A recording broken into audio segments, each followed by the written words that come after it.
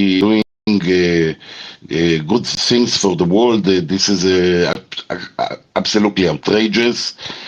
But we are talking about human life, so we need to wait and see what's happening. But I think it's very rude that this behavior, this total behavior, this strategy of Hamas and how they do their politics is this is absolutely outrageous for me at least.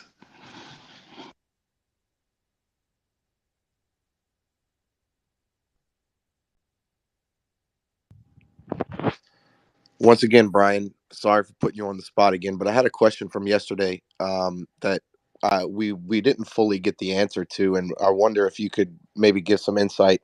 But they were talking about the blockade, specifically the reports of thousands of ships that were heading towards Gaza from Russia and Turkey and all these other places. Now, I'm assuming that in this 4 day ceasefire, the blockade would be lifted. Um, but let's just say if ships are still en route, past this 4 day ceasefire, what are the legalities behind a blockade that Israel is performing, in Gaza? Duly right, they're justified in it, in their military operation, but how would that affect these other nation states, specifically sending ships in? I mean, if they tried to ram the blockade, would Israel be justified in trying to eliminate some of these ships? Or so these were some of the questions that were asked yesterday, and I don't think we fully got an answer to it. Yeah, I wasn't around for. I don't think I was around for any of the discussion, or maybe I dozed off or something. But so the laws of armed conflict around blockades and sieges are not fully developed. Before World War II, most international law didn't really do anything to prevent that. Although, wars were started over blockades, and the Cuban Missile Crisis almost became one. The more modern view is that siege warfare, that is to say, cutting off everything going in and out for a very long period of time in the absence of a declared war, is probably a violation of the law of armed conflict. But that's not, as I understand it, what you have here. First of all, there is a declared war by Israel, and they're entitled to use all reasonable means to prosecute the war, including preventing supplies that could be used to attack them by their enemy from going in to the port. Now, that doesn't get to the question really of what is their responsibility with ships from other nations um, trying to run the blockade. I suspect if they used reasonable and proportionate force to stop it, and if they reasonably believed that the ship trying to come through was attempting to aid their enemy, they would be okay under the laws of war if they use a proportional amount of force. If it's, let's say, a French ship that's going to bring a bunch of Doctors Without Borders doctors to go into northern Gaza and help sick people, then I don't think they'd be justified in firing on that ship. So it's really, really complicated, and it's all going to depend on what the facts on, I was going to say facts on the ground, but facts at sea are when something happens. So the article said I want that to add a little bit to this. they were activists on the boat. They weren't doctors. They were political So activists. we're talking about a situation like the Mavi Marmara, essentially, or some of these other flotillas that they've done in the past to Gaza, Or, and or back in the day, Greenpeace too. yeah, these kinds of things. We're not talking military ships. We're not talking about other nations engaging in this on a formal basis. Yeah, Turkey sponsored. Turkish organizations, tacit sponsorship by the Turkish government at the time of the Mavi Marmara, and what ended up happening was created a massive diplomatic issue with Turkey, of course. But they were looking for a fight. The fact is that if they tried, and again, Brian is correct, it's an active war zone, right? And it wasn't in the past, but even when it wasn't, Israel engaged in a military activity to stop those ships. They disabled them. There are many different ways that they did that. And then in the case of the Mavi Marmara, they took control of the ship. And when they tried to do so, were physically attacked by the activists on that ship. So that then became, that engages in other issues. if they engage in violence against the sovereign power that is trying to prevent them from running a military blockade. So I hope that A answers. very important piece is that 333 of those vessels are Russian activists. So a third of the flotilla is Russian. So we'll see how Israel deals that with is Russia very about important. this. We'll see how Israel deals with Russia about this.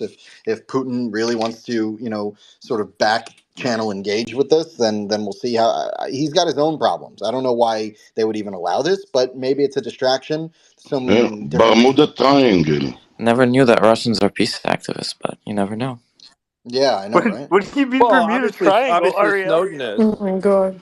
What? Bermuda Triangle? That's a lovely place.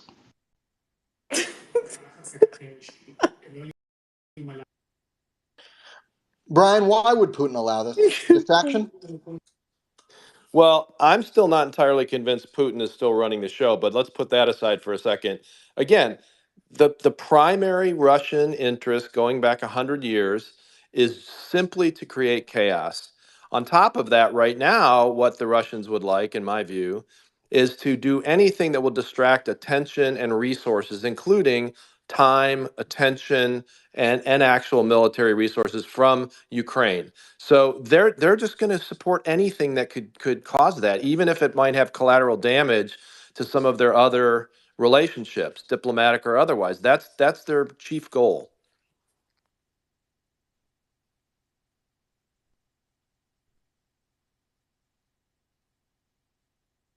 All right. Let's see. Imagine if Won't really North Korea is sending like election observers or something, or democracy I think advocates. EL wants to talk. Go ahead, EL. As far as I remember, and again, my memory can be inaccurate. As far as I remember, we need to differentiate between two things. There is an official maritime blockade on Gaza. I think it was declared by 2007. I think it was actually there was a petition to an Israeli court to prevent it, and it was not the highest court, but one level below, what's called in Israel administrative court, doesn't matter, sitting as a specific maritime court. There is something in Israel called Bet Mishpat L'Inyanei Sapanut, have declared it legal, as far as I remember, and there is also an agreement about this maritime blockade that was signed between when Livni was the foreign minister in Israel, and Condoleezza Rice was the State Department, the state secretary. So, from the legal perspective, any boat that will try to enter Gaza, especially now, I think is not standing on any legitimate legal claim to try and reach Gaza. Clearly, with the Mavi Marmara, Israel behaved very stupidly. I wrote about it before and after. There were many things that could have been done, including letting the Mavi Marmara get there, because we knew that there are no weapons on the ship. So, if somebody would send doctors, I'm sure there is a way to get doctors into Gaza. If somebody would just try to make a big show, I'm sure Israel this time will know how to deal with it better. And, this whole Russian flotilla, I don't think that this is going to be any major issue. I think it's more bragging and posturing, and not something serious. I agree with that. I don't think this is going to become a thing. I also agree. How much longer do you think they're going to take how far do you think Hamas will go? Like, how many hostages do you think they're going to realistically give up in this sort of format that's set up here? Like, they have probably they have what is it? The official number is like 200 hostages. Yeah, but Well, they they're don't have losing all control of their over all of them, leverage, right? right? More than They, they 200. They don't have They control over will all of go for them, and time. there's an end of the line No, in not all of leverage them. because they can't give them all up. No, they would not give all of them, but they would give a lot in order to try and prolong the ceasefire or the pause Yeah. as much as possible. So, like, how long realistically can they do that? I have estimated up to 2 weeks, but it's really anybody's guess. I'm not. Yeah, we will Nobody need to can see. really. Yeah, we can't really predict, but yeah. The biggest Well, problem, Sean, the biggest problem is that Hamas, it seems, and I think the notion that the Hamas leadership are not just divided, but are completely in chaos because between the military side and the political side, number one, but also within the military structure hierarchy itself as well. Not to mention how many of their battalion commanders, how many of their mid-level commanders and mid-level leaders have been killed. We also don't know how many of the top tier leaders may or may not have been killed in any of these strikes because it's complete chaos on that side of things. So we don't know who's actually making decisions or how they're making decisions. That's number one. I fundamentally believe they haven't fundamentally accepted that there are only two options here: give back the hostages and surrender, or Israel will come in as we've done or as it's done and will destroy them.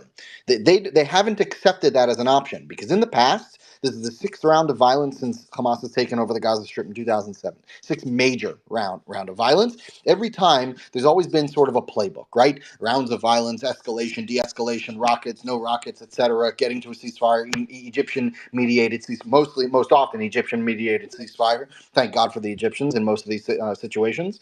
And it's always ended with Hamas maintaining control and Hamas maintaining some level of governance with humanitarian aid coming in, with an easing of the blockade, with political concessions, etc., etc.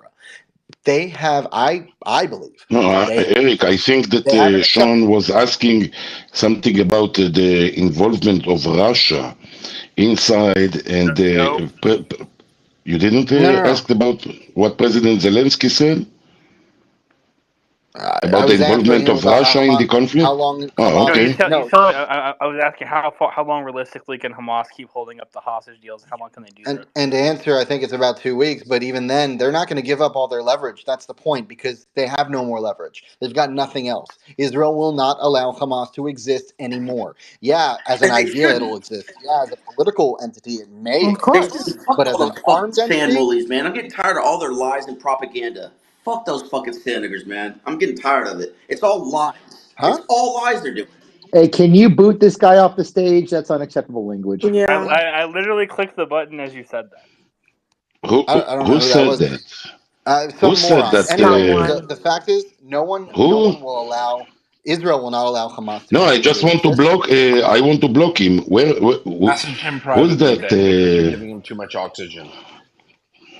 What's that? כלום, עזוב In אותך, any case, the סתם point I was trying to חוגר. make, Sean, 2 weeks. That's it. And even then, I don't think Hamas has fully realized. They haven't accepted the fact that they will no longer exist. They haven't accepted I that.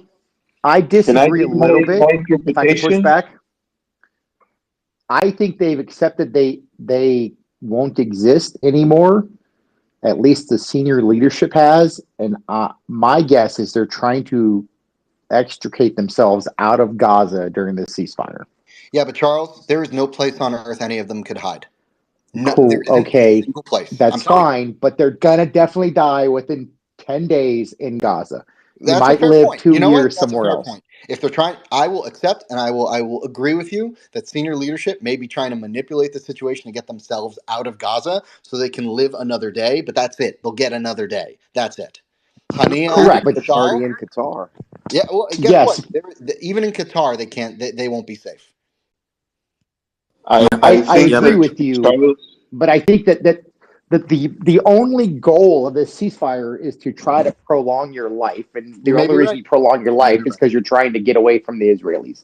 I That's my think take on you it. could be very well. That's a very sound But analysis. we I we agree. have to remember that these people, these Islamic militants, they're not scared of death, though, right? I mean, they would perfectly be fine dying as quick as Okay, Not the like. leaders, my yes, friend. not the Have you, leaders. did any of these leaders pick up guns and start fighting in the field? No, they send their henchmen to do it. They send other people. They send people's children to do it. None of these people want to go. They're not even in the strip at the moment. You think Yahya Sinwar is going to pick up an AK-47 and go fight the Golani? I don't think so. Not in any way, shape, or form. Not in this world or the next.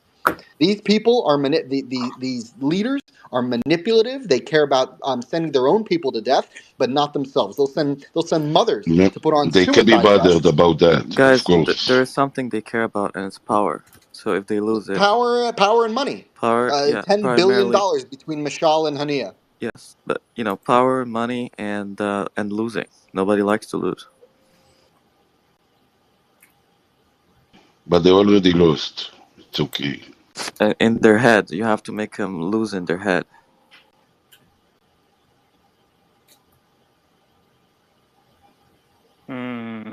Oh, hey, Sean, I have. Well, hang on. Let me ask a Sean, question. let me jump in. Wasn't it Let me only jump in. one brigade of Hamas that took part in October 7th? Wasn't that something that was said weeks ago? No. It was like their Special Forces Brigade or something? Yeah. The Nukhba.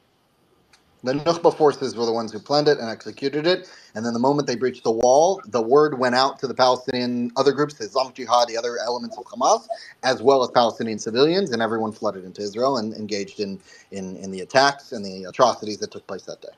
Eric, they call everyone the elite. Like all the attacks, they're like, our elite But no, forces. but this Oh, is you a mean known they're thing Navy with the SEALs? Federals. That their joke of Navy SEAls? Sean, that flotilla that is coming, this is funded by Russia, or this is something private? A few activists That's a are. Yehuda question. Yehuda, do you know something about this Are you talking about a new? Turkish flotilla? Yes, there is a Turkish flotilla, and it seems that there are a Russian activist on that. Sure. Can Listen, you imagine? nothing's going to happen. So, Listen, here's something to what Sean was saying before Charles rudely interrupted me. I'm joking. Think of it this way.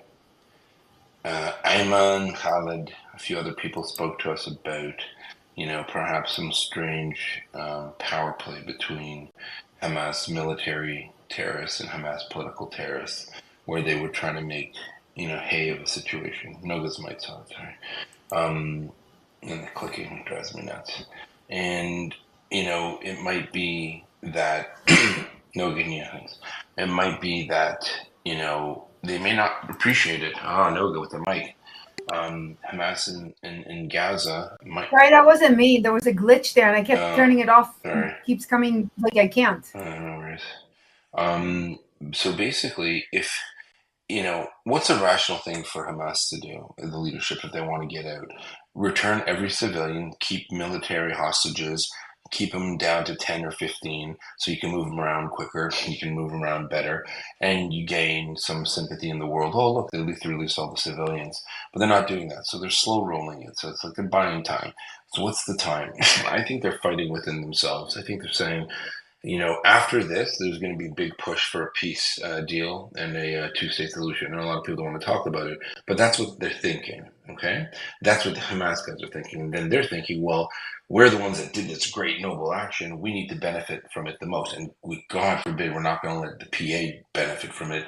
So we need to position, Hamas in a position where we can, retain our role. So actually, I don't think that they think that they're done.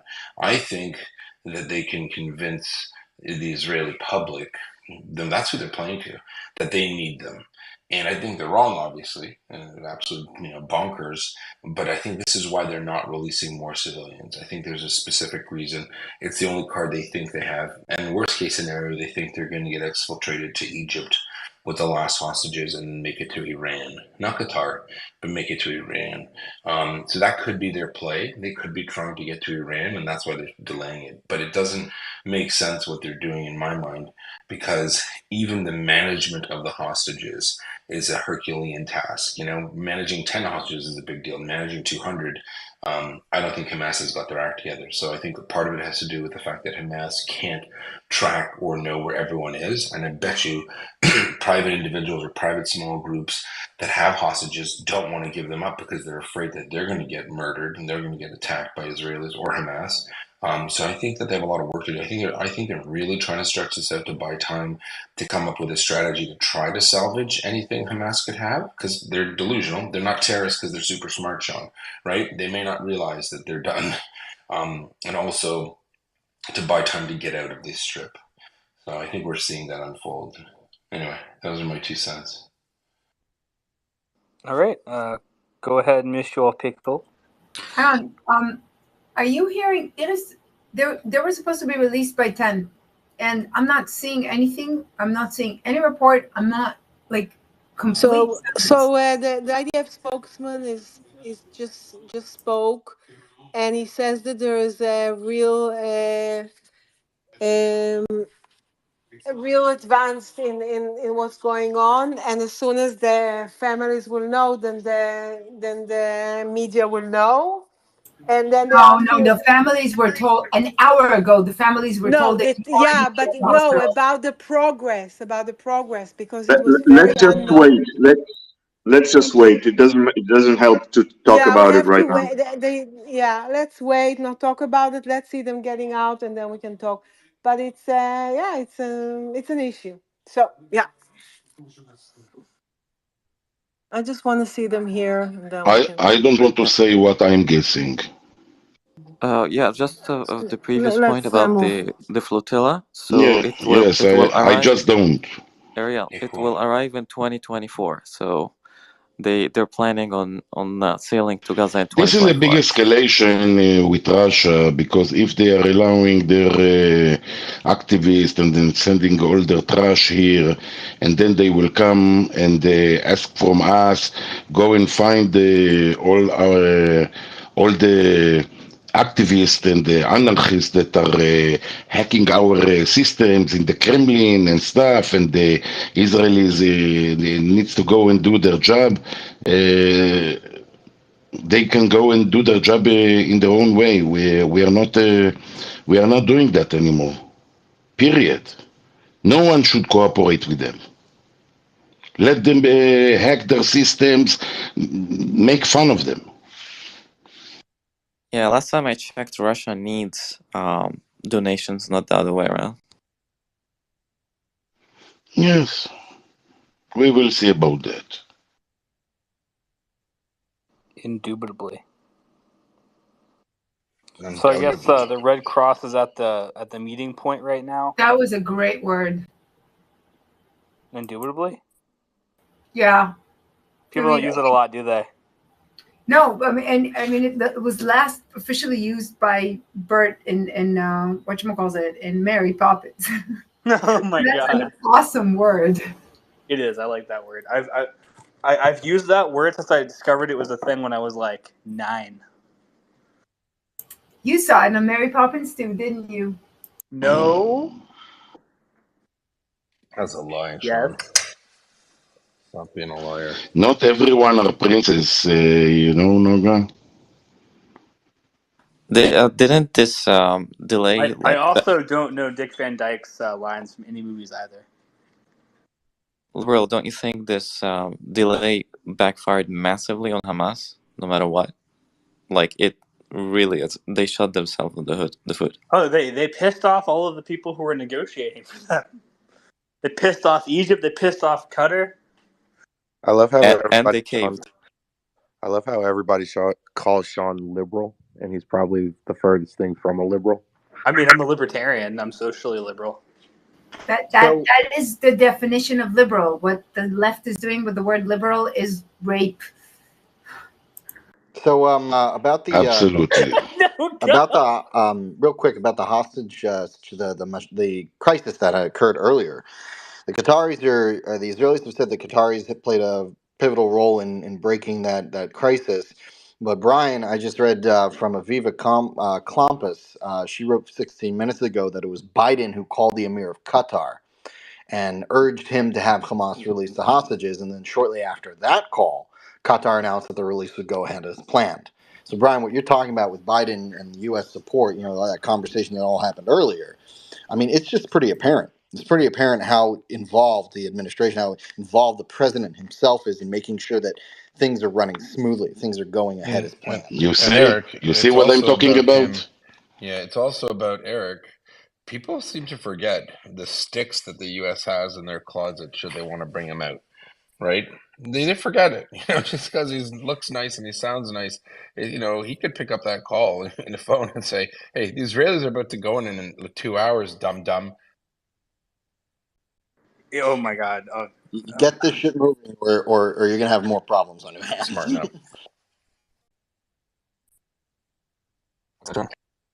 What's up, Yuda? You disappeared.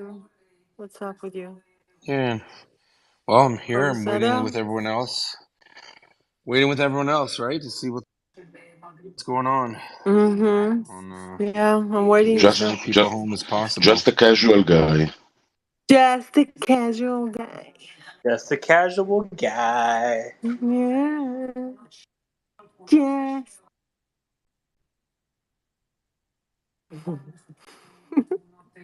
Yes. Can guy Just be a a guy or a moment. girl, or only guys mean girls and guys? I just use it. I use it like interchangeably. It's like, "What's up, guys?" means just sort of everyone around. Yeah. Dude could be a girl for sure.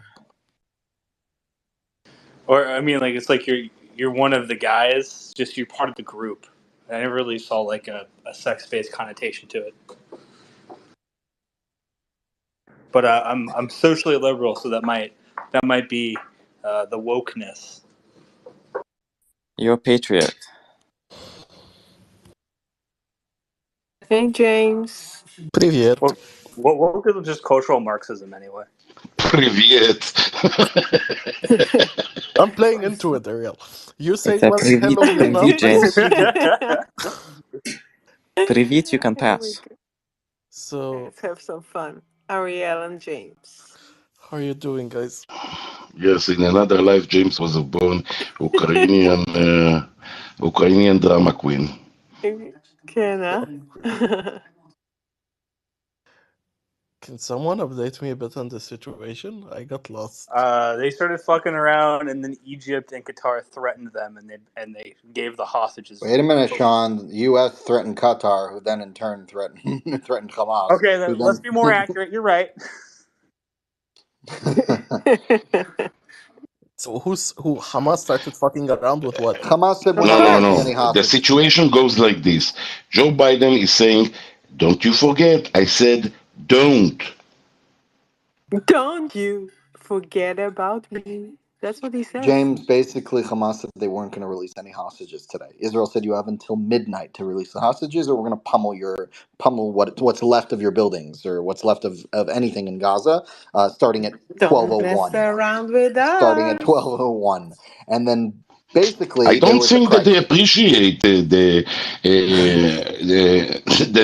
they are talking with the President of the United States of America and abusing that. Right, Yeah. right around the time that If they he is agreed to. moving aside, if he just move aside and not object in any kind of manner, that will be the end of them. I'm just gonna say this: that there were reports of like Israeli warplanes being heard around the area, and right around then is when they're like, "Yeah, we're gonna give over the hostages." Goodness. So technically Hamas were like, we don't want to do it today. We're not feeling it, and then there was pressure. That's it. That's Yep. crazy. Those people Benjamin are. Netanyahu has a special empathy and sympathy to Joe Biden. Okay, that's his fetish. Yeah, He they're loves very Joe good Biden. friends. Very good Yes. friends. Yeah. So Are the they? last thing that Yeah, they're good for many yes, years. they Many, know many each years. other They more than go 40 along. years. Yeah, they What do you go a mean? long way. Yeah. When Benjamin Netanyahu was a young politician, Joe Biden was already there. Okay, Right. they know each other for a long time. Uh, don't embarrass Joe Biden. At this That's point, Joe a that's Biden a was here. that's a personal advice for me. Don't embarrass Joe Biden when Benjamin Netanyahu is in the surroundings. Ariel, Okay? Ariel, just a point. Joe Biden has been here since they signed the Constitution of the United States. At this point, No.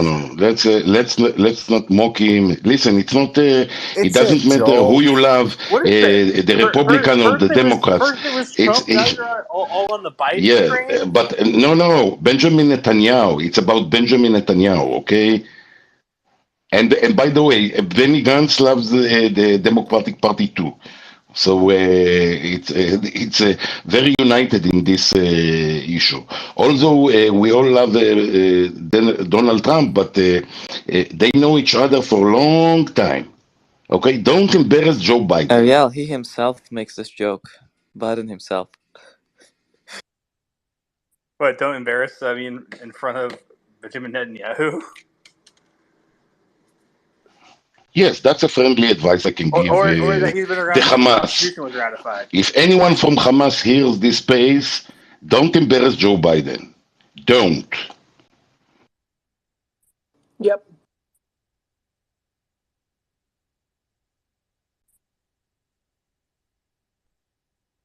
He's a good guy. Nice guy.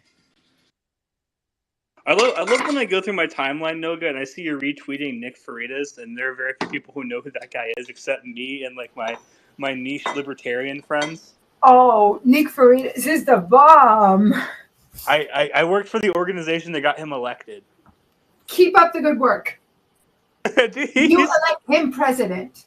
He's gonna be a congressman someday, and he's working on it. No, but Congress is like 2 years, and no, I said president, dude. I know you got your baby steps. You know, there's a fun story about him. He forgot to file his paperwork on time, so he wasn't on the ballot the last time around. So they had to pull in people from around the country to do like an emergency campaign where they went door to door telling people how to spell his name because they had to write in the ballot. He still got elected, though. My organization actually got an award for that because it was a successful write-in campaign. Those do not happen. Well, all kudos to you. Really, really, really, really no buts about it. He is, however, the kind. First of all, he has his own, and I guess that in your state, it's more pronounced. But he has like his own persona, like in the same way that Arnold Schwarzenegger could get elected just because of recognizability. He does have a very successful podcast and like strong presence, and the fact that he's like still doing it, even though he's an elected official. Oh, by the way, you're the one who can answer me that question. I was always curious. I know that not all state houses are in session year round, or even in session every year. And I was wondering if you get paid for being, if there's like a paycheck behind being like a state, whatever it is you call them, a state. So I think for most states, yes. Some states like New Hampshire, they get paid $100 a year. But I know in Florida, it's like $40,000 a year, and they break that down and they pay you per day you show up. So you actually have to show up to your job to get paid. I know, crazy, right? They don't do that in Congress. Makes perfect sense, though. Wish everyone did that. But so yeah, so you can't support a family off of that in Florida. But Florida's also a part-time legislator, so they only meet a couple months. Right, that was the question. How often does the Florida legislator meet, and for how long? I think it's like 4 months a year. I'll have to look into it. I have to get my 5-column analysis and pull those up. So if you do the math there, they're not paid $40,000 a year. They're paid $160,000 a year. That's a different level. Well, they're not paid $160,000, so they're paid $40,000. It's a part-time legislature, so but it's a part-time job. Yeah. So yeah, you're right. Whatever they already make, that goes on top. So they meet 60 days a year for a regular legislative session. There you go. So that's not a bad. I'm saying if you divide it by the number of days that you actually have to do the job, it's not a bad paycheck at all. Not at all. Yeah, but you need to go out, talk to people, be helpful. Yeah. All of this needs to go into effect. Like those you do I it don't know. outside. I'm not mocking it at all. Please don't even assume. I really wasn't what I was saying. No, I'm not assuming. Yeah. So I'm saying the that other thing to think about is there's something called constituency services. So when you're not in, for your 60 days, you spend the rest of the year talking to your constituents and taking their messages and having meetings. So it's more complicated than just saying you met 60 days a year. There's a lot more going on throughout the rest of the time. Yeah, that's what I've been trying to tell you. I didn't take it disrespectfully. Yeah, but by Fair enough. experience, those people, like, sometimes they'd say even that the fact that we need to receive so many people, we need to talk to so many people, we need to have those exchanges with so many people financially, you need more than that. Like, you need to be very open to having dinners, lunch, inviting people, talking to them, and then sometimes it's not enough. This is why No, they mostly make too much. They rich make too people. much already. I don't want to give them any more money.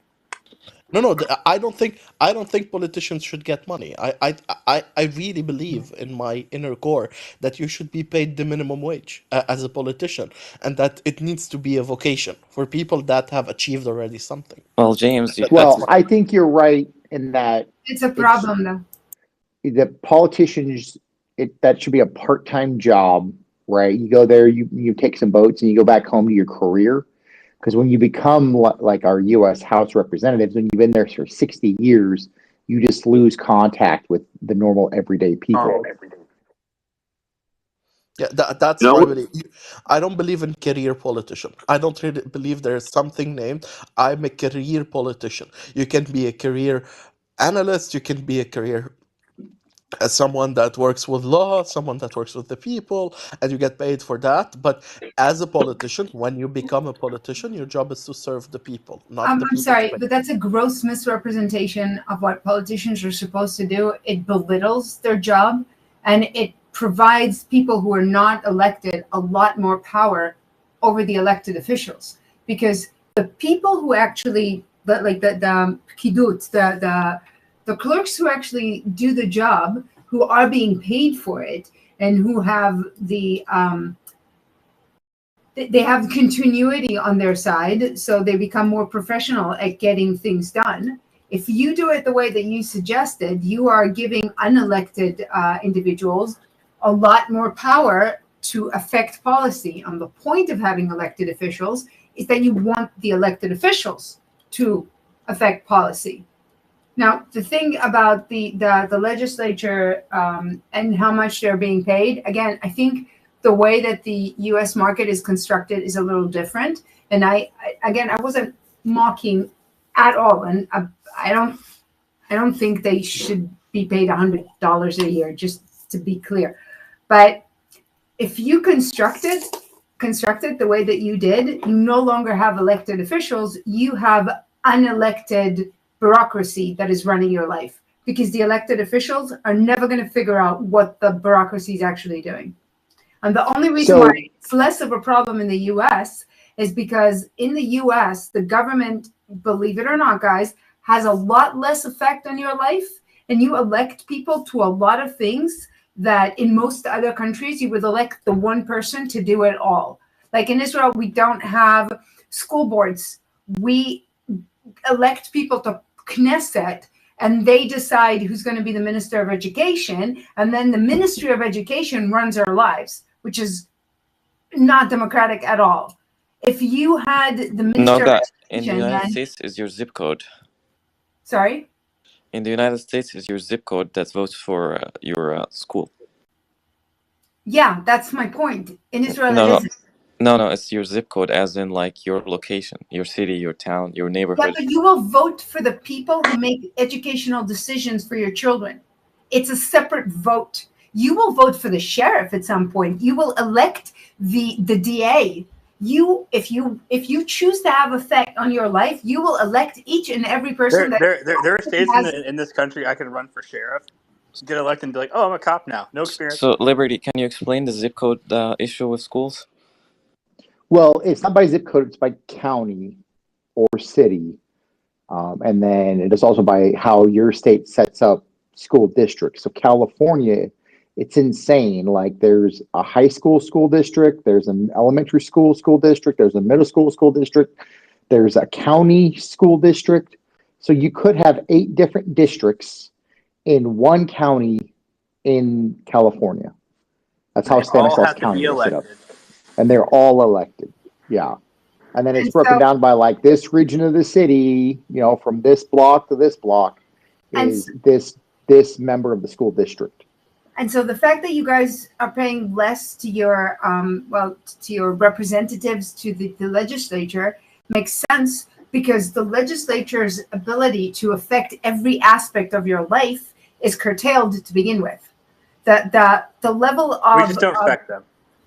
Well, nobody seems to respect their elected officials anymore, and that's a really big problem in Western societies. Yeah, but that's always been sort of an American concept. Yeah, but that's because in the U.S., as opposed to a lot of the socialist parliamentary systems, the idea is of agency, which is that the state serves. That's actually one of the things that Nick Freitas talks about. It's that the point is that government is supposed to be minimal, and it's supposed to allow you agency and freedom rather than you working for the government. But that is a specific U.S. trait. Which actually corresponds with a lot of basic biblical ideas of that reject the notion of a king and ask for there to be a more unencumbered relationship between you and duty that doesn't come from a king, that is between you and God. But that actually isn't the founding basis of practically any other democracy in the world. Now, part of it is because a lot of the democracies were translated from something else. So they already had bureaucracies in place, and it takes literally generations, a lot of them, to change. And the Americans had the advantage of starting from scratch. But Israel, in that sense, was also starting from scratch. And we screwed the pooch on so many levels, is not even funny. And we went the European socialist, almost communist route, and it's a mess.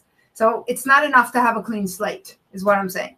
But the sense of agency that Americans have and don't respect enough is very, very, very different than any other citizen of a democratic country, those acknowledged as democracies in the world. Because nowhere in the world are citizens of democracy actually respected as free agents the way that they are in the U.S. So, Noga, if you go back and look at the Constitution and the Bill of Rights, the last thing the founding fathers of the United States said, any power is not enumerated in this Constitution are left to the people, when the people means the states.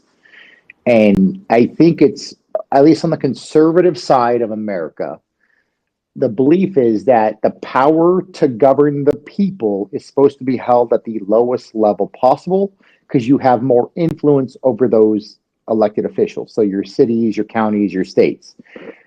There's supposed to be very little power in Washington, D.C. Now that's changed in the last 100 years, but I don't think that's the way our country was set up. And if we were to go back what happened 100 years ago? Okay, sure, what? You started a federal income tax. Well, yeah, probably. I don't remember exactly what it is, but we've gone away from this local part-time legislator, which is how our country was founded. If you go back and look at the founding of our country, you didn't have full-time legislators. You had people show up to DC and say a couple of things, and they went away. All the power was held at the states, and that has morphed over time. And I'm having a brain fart right now, but because FDR is a fucking evil man. Yeah, so we gave the power to the federal government when it was supposed to be held at the states. And it's easier to replace your legislators when you're talking to them every day, or it's easier to influence your legislators when you're talking to them every day, going to meetings all the time, right? I can go to any school board meeting, I can go to any city council meeting, right? Or legislative session, I can go to any, board of supervisors legislative session, but I can't go to DC and deal with Congress, right? So we've lost the ability of the people to truly control the government because we moved all that power up to Washington, D.C. Yeah, I'm not kidding. The way you did it is, I don't remember the number of the amendment. I think it was 17th. the 19th, but I'm not It sure. was the Okay, 17th. I was in the late teens. You started. You said Congress can levy a federal Oh, income no, tax. to be clear, it wasn't the income tax that broke our system of government. It was the 17th Amendment that moved to a direct election of senators and took the power away from the states and gave it to the federal government. Yeah, that's one of the main ones. I think together that was all around the same time as well. That's when the left, which is a broader concept of collectivism rather than like the separation between Democratic and Republicans, which is slightly different in every country. But the left is a collectivist notion, and that is when the collectivist notion was pushed forward with several amendments. I think it's still the federal tax, but I'm not going to argue with you because you're Americans, you know more about it than I do. It's Civil But War. It's the 16th Amendment. That's the reason No, that's for not. the. That's not. no, That's no, not true, it's not. Mr. Pickle. It's the Civil That, War that was was a different issue. yeah, it was a different issue. It had to do with staying. Not going there, but the point is that the way that it broke, I just heard a very interesting speech by Senator Kennedy, who was asking. I don't remember who it was, but he was asking, I think someone from the Treasury, if we know, we have a better idea of how we're supposed to.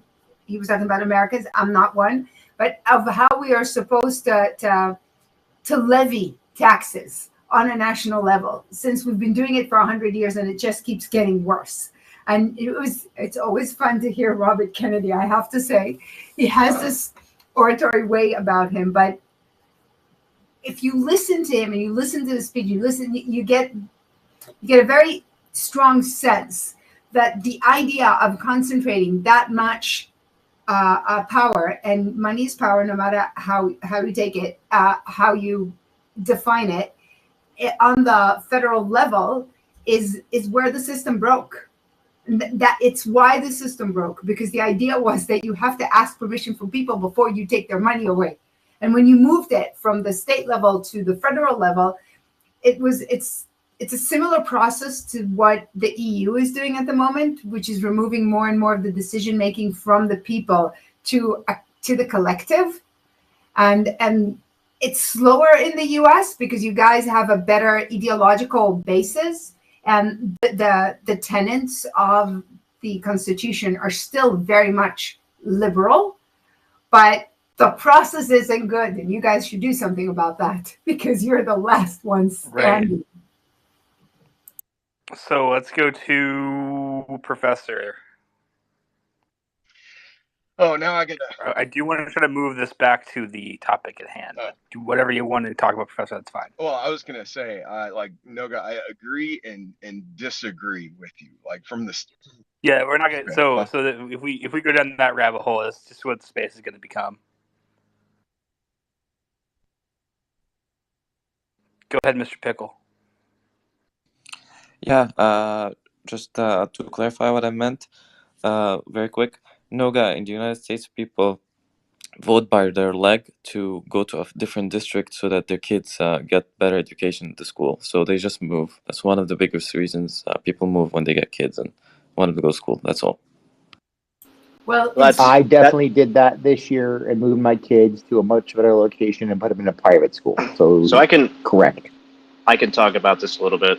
So like in my state, Arizona, we actually have a voucher program.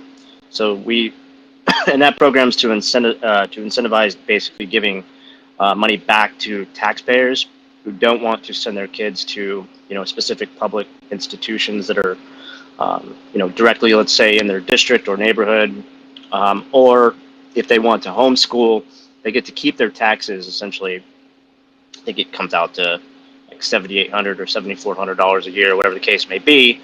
And they can use that money to send them to a private school or homeschool. And then if you homeschool, there's like a whole list of individual items that you can, itemize and spend that money. And then we have a system of tracking that. So that's kind of how Arizona and several other states in the United States are moving to, which is the voucher program. The left is obviously extremely against it because they're pushing for more public education and conservatives, libertarians, even some classical liberals do agree that homeschooling and private education, or at least the right to send your kid to any institution that you see fit, should be, obviously inalienable right by parents' rights. Specifically, we make the argument right in more urban communities where some kids don't have the same opportunities to go to, a private education that, say, like middle class or upper class families send their kids to. So there's like a whole debate on that, but yeah. So in the United States, that's kind of what we have been pushing to move towards is a model like Arizona's, which would be a voucher program. All right, thank you very much. Go ahead, Roger Mayhem. Yeah, hey, if you can give me 120 seconds, that's 2 minutes for those that track it in minutes. I can. For those that track it in minutes? Yes. I will just respond to what I had heard, but then get us back on track to the topic at hand. So the tradition here in the U.S. has been one of a Lockean tradition. That was the British philosopher that we decided made the most sense. There were other philosophers that we could have taken our inspiration from. Hobbes, for example, was a little bit more authoritarian in his desire for he thought that a stronger government would lead to better outcomes in terms of preserving liberty. And we thankfully chose Locke's idea of government should exist to protect life, rights, and property. I wish the founding documents would have included property as they instead swapped it out for pursuit of happiness. I think that might have been a small mistake. But the reason I mention this is that there was a philosopher that came along about 100 years later, Rousseau, who is the one that really laid the foundations for this idea of a social contract that has basically been picked up by Americans and others in the West, and they merge it with with Marxist ideas, and this is where you get collectivism. And these ideas, no matter how they're framed, need to be rejected. I do like what Sean had mentioned about the voucher system. There's a couple of ways that the education system can embrace a rejection of big government running the education system. One is to fund the students, not the systems. That's one way. The other would be to completely abolish the public school system, and I know people will think I'm radical for that. But when you look at the results that they're getting, I would say that private education seems to produce better results. And so I think the way to experiment with that is through the voucher system, where you do fund the students, not the system. And as I promised, I will get us to the current topic, which is this battle that we're seeing is a battle against Western values. Now, you could talk about land, you could talk about religion, but at the end of the day, it's a rejection of Western values, and it's a desire to take people back into the Stone Age. You have a group of people that are uncivilized. I know, this could be politically incorrect, but I don't give a shit. And then there's a group of people that value life. They value life more than anything, and so which is why you even see negotiations for hostages where they're willing to release known terrorists in order to exchange because of the preservation of life. And I think your time's up. Okay, got it. Give me 10 more seconds bonus time. I just want to say that if you're not lightning round, if you're not in Israel, you still have a vested interest in this fight because it is the fight for Western civilization. If you're not supporting Israel, then you are on the wrong side of history. I'll wrap up. He's a minarchist. We can let him speak. It's fine. Yeah, I will kind of agree with you, but I don't know how this is going to play not a out. Hoppian, Sean. In that the left is going to have, or the liberal, the Democrats, they're going to have a problem, I think, in the future, because they built such a big tent, and the tent is ideologically divergent.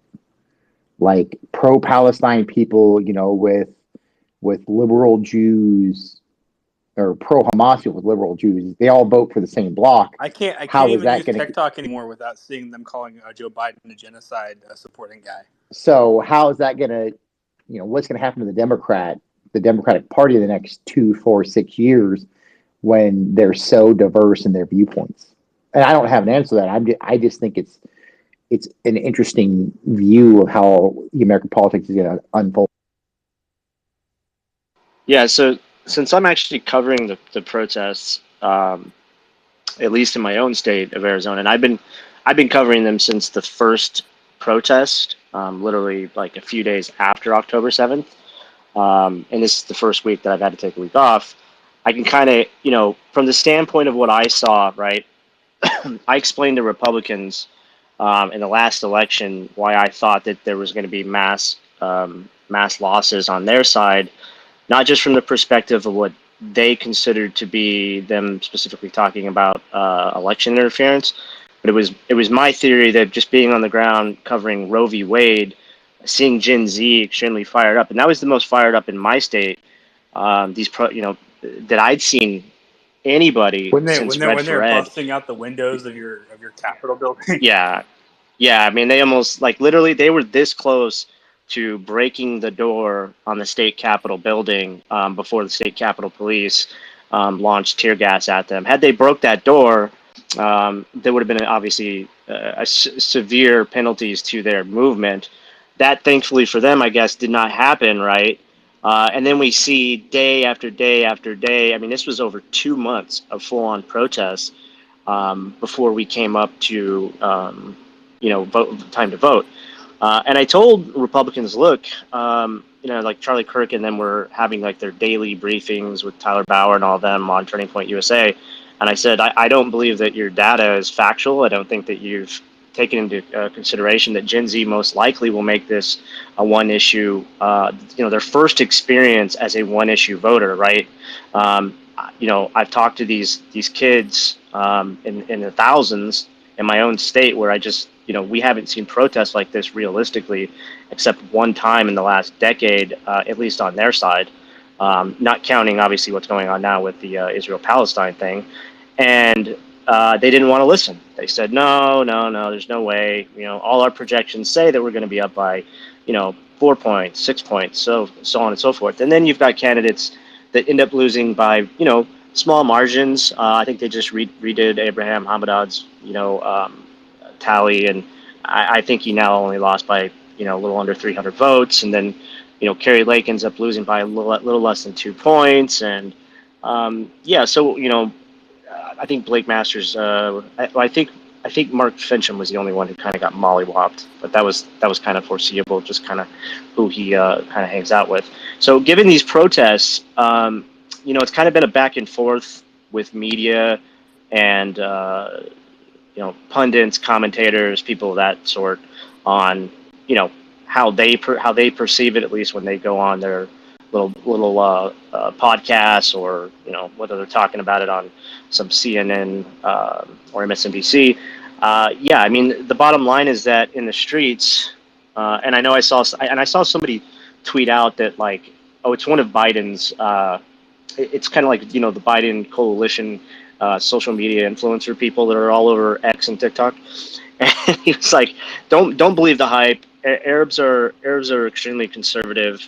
They're just ignoring the data in the United States. And so now, that's partially true as far as like tradition, culturally, culturally wise, that would be accurate.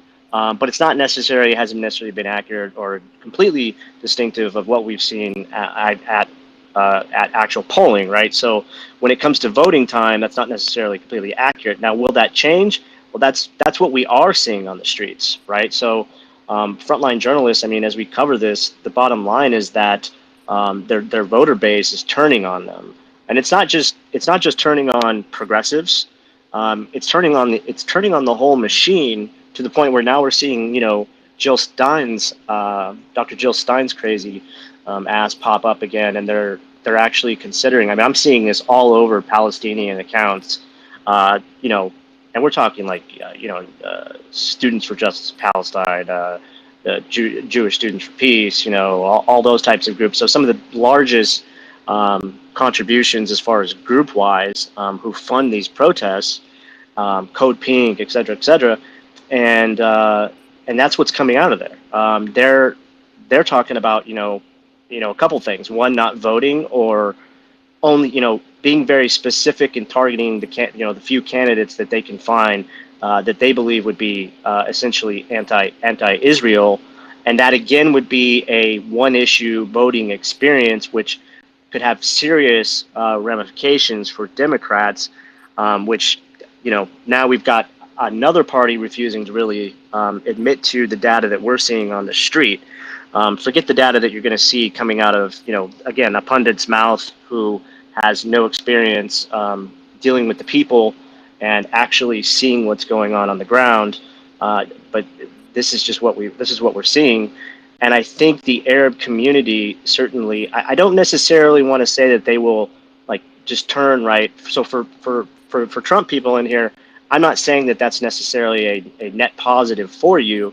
But that certainly, at the same time, if Joe Biden, I think, were to be the candidate to win the primary, that certainly could set up Trump for a victory.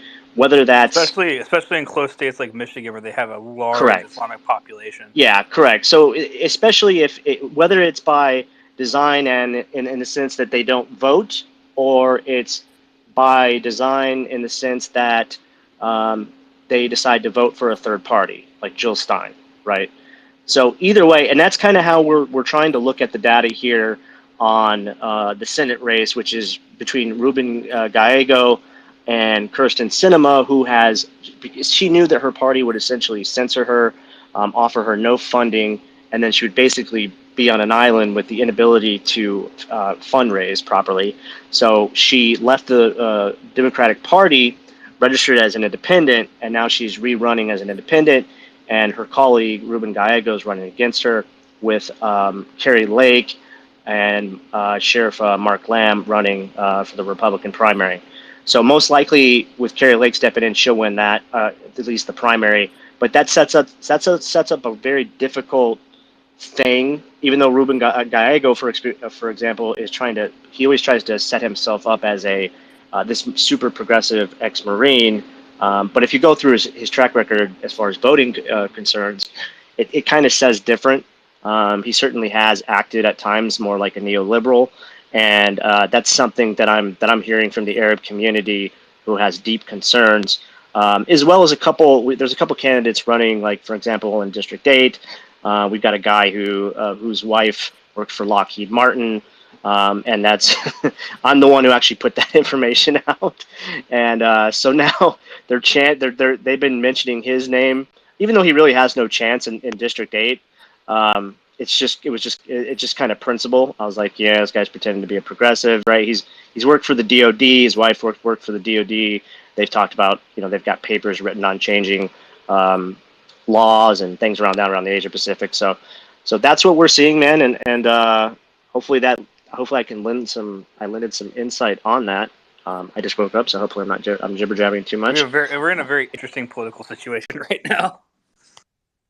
Yeah, we have 1 hour and 9 minutes for Israel to wipe out the north from Gaza and continue the airstrikes. Let's see what will happen. They'll cave 1 hour in and 15 9 minutes, minutes. Mario. They'll cave Yeah, in 15 stay minutes. tuned, everyone. Yeah, Sean Space, please retweet the space, follow the host. Maybe Doga, you don't need to. He has enough followers. Yeah.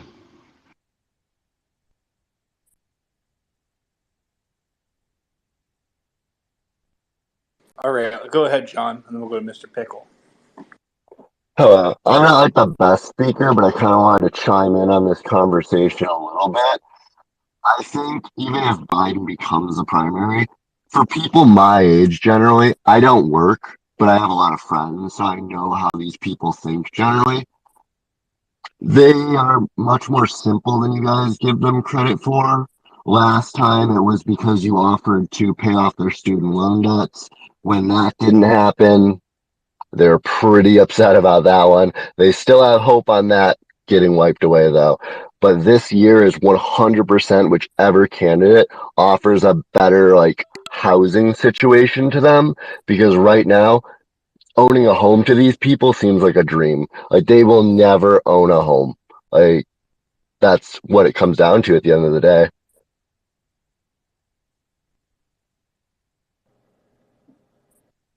Yeah, so I think it's related to what we're talking about in terms of the situation in like the West in general, and in Israel. So when it comes to Muslims voting, their beliefs, if they thought about it, like if they use their thought process, is much more aligned with conservatives, like much more than anyone would think. The problem is, or why they don't vote that way, is because they consider the Republican Party a Christian party.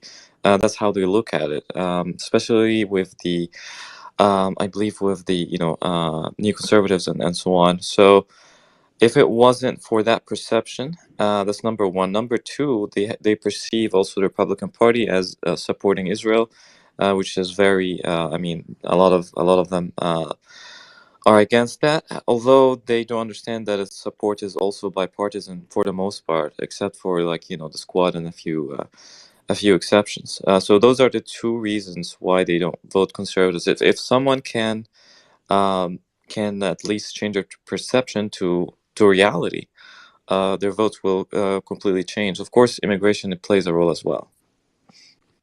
They also see them as racist. So if Vivek were to win or become, more outspoken and talked about more often, a lot harder to call them racist then.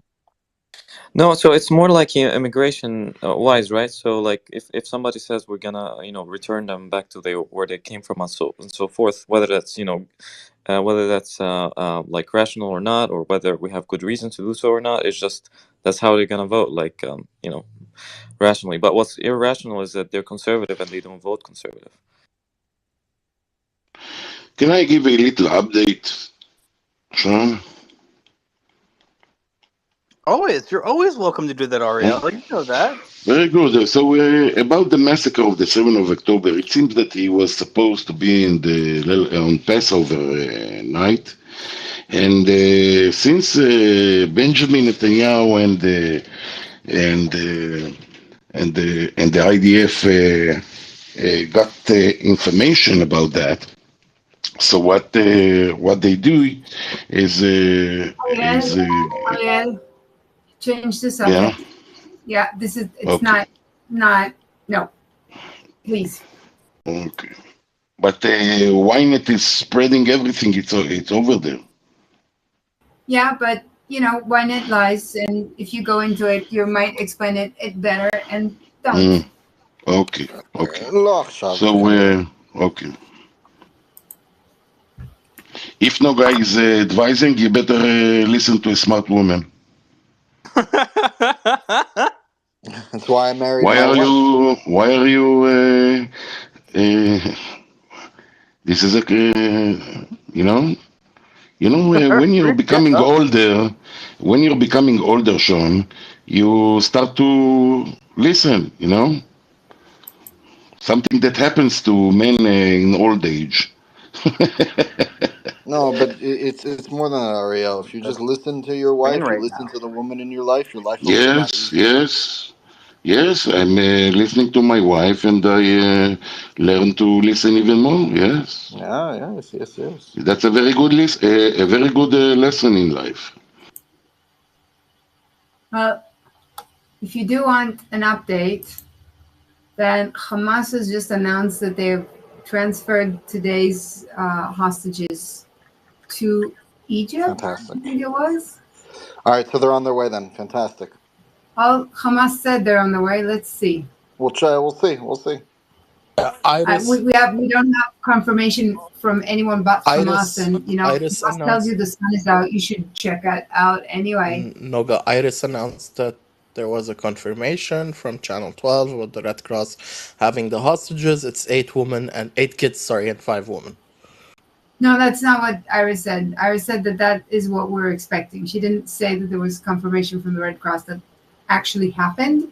Okay, so this Iris's tweet. News 12 and 12 News confirmed the Red Cross have met the hostages. The process started. So she didn't say the number. Oh, okay. Good to know. Look, quick little correction. It's Iris, not Iris. Thank you. Sorry. Thank you very much for that. Which is the word takes after the word iris. It's the flower. Her name is Iris. Thank you very much, guys. So In Hebrew, Yeah. it would be irus if it was the flower. So it's right to say that it's iris, but honestly, it's not that important. I have people Okay. mispronounce my name just to piss me off. So, I try not to take it question. seriously. I They don't. are on their way, hypothetically Just a speaking, moment, because the Christine. West is. You're gone? Yeah. I have a question. So, if they are on their way, which the West and everything on the American news is saying, yes, they're on their way, we still have less than 2 hours for them to finally show up or not. We have an And hour and two okay, never mind. minutes. I did it wrong. Sorry. So an hour. So, oh, No, it's going to but be nerve wracking. I just saw an Israeli confirmation that the hostages are in fact in the hands of the Red Cross. Hamas Okay. may have actually dodged a bullet this time. You have to understand also, this is not, the distance there is not very big. Like that, if the hostages are in fact in the hands of the Red Cross, and they seem to be, they should be in Israeli hands within 20 minutes. That the distance is just not that big. Okay. Correct, and I think They actually dodged a big yeah, bullet of 2 ton bullet. yeah. As long Yeah. as they release them before the time, then they're should be good. Is there going to be a third wave? We don't know yet. Of airstrikes? No, I No, a meant third wave of hostages Ah, being okay. released. They're Okay. hostages. supposed to be Under the tomorrow. And the agreement, answer to that is we don't know yet. And under the anything agreement. else that we say will be pure Okay, Noga, speculation. just Under the agreement, it was 4 days. yes, it's Tomorrow four and the days, so following day. 4 waves, Christine. Under the agreement that was violated by Hamas and that Hamas is now asked to change, it was 4 waves. Since Hamas has asked to change it several times over the past few hours, we don't know if it's going to happen tomorrow. Well, Noga, there's an important point here. Is they tried to f around right now, and they tried to change it, and the response was overwhelming, not just from the Israelis, but the Qataris and the Egyptians and the Americans. So we'll see if Hamas tries this little stunt again. I I know. don't think that they No, no, will, no. but we'll I'm sorry. see. That's not what I said. Raise What your I hand said if you're was, and this is from surprised. what I said wasn't that they might do it again. What I said is that they've already said that we need to renegotiate. That's We fair, don't know and what they have happens said that. I tomorrow. agree with you. No, I'm saying we don't know what happens tomorrow because Hamas has already said that we need to renegotiate before tomorrow comes through. And Okay. my analysis is that they will back down because they saw what would happen when they violated it today. I have a No breaking. one knows tomorrow. Okay, I have a wait. Somebody breaking. had a breaking. I have a breaking. There is a message from Al Qassam Brigade, so from Hamas, that they have given 13 hostages. Yeah, we said that 15 minutes ago. Wait, and 7. Yeah, we said that 15 minutes ago. And 7 of the foreign workers. We've said that 15 minutes ago. Thanks That you is the for discussion screaming we're it. having right now. Hey, can hey It's Noga, okay. It's okay. Yeah. Noga, or somebody else? Could you? So I put it up in the purple pill, right? About the. Hey, can we let him finish talking before we cut him off again and again and I again? want Demon to finish what he's saying, then we'll go to Sean. No, Go all ahead. good, all good. It's an official announcement from Al Qassam Brigade. They sent an official letter out saying what they have, who they have released, not who the names, but what they have released in terms of people and nationalities. So they released 13 Israelis, women and children, and they released 7 people from Thailand, I think. That's it. All right. So Okay. is So there we Thank you, somebody? just Hold save on, 10, Ariel. 10 Moabs. Did we Go get the ahead. baby in this go around or no? We don't know yet. We don't But know the identity. They We're don't share the assuming identity. that the answer to that is no, though. No. The list that was given included Baby Kfir. Whether he was included for real or not, we have no confirmation. No, that's actually news to me because I asked and I was told that he wasn't included in it. Iris said so, yes. Iris said Correct. that he wasn't included in it. Correct. Let's So, hope that the whole family will be released. They actually abused that family emotionally. All right. So maybe I somebody can't here. believe Hopefully. anybody is surprised that this is how this deal is going. Right. Go ahead, Sean. All right. So I don't know if you guys have had any conversations about the Zim Luanda. Has that been brought up yet? Briefly, about the newest ship that was taken by the Houthis. Right. So Jackson Hinkle put out, his brief little, what he does, his brief little things. An Israeli billionaire's cargo ship was just hit by a drone in the Indian Ocean.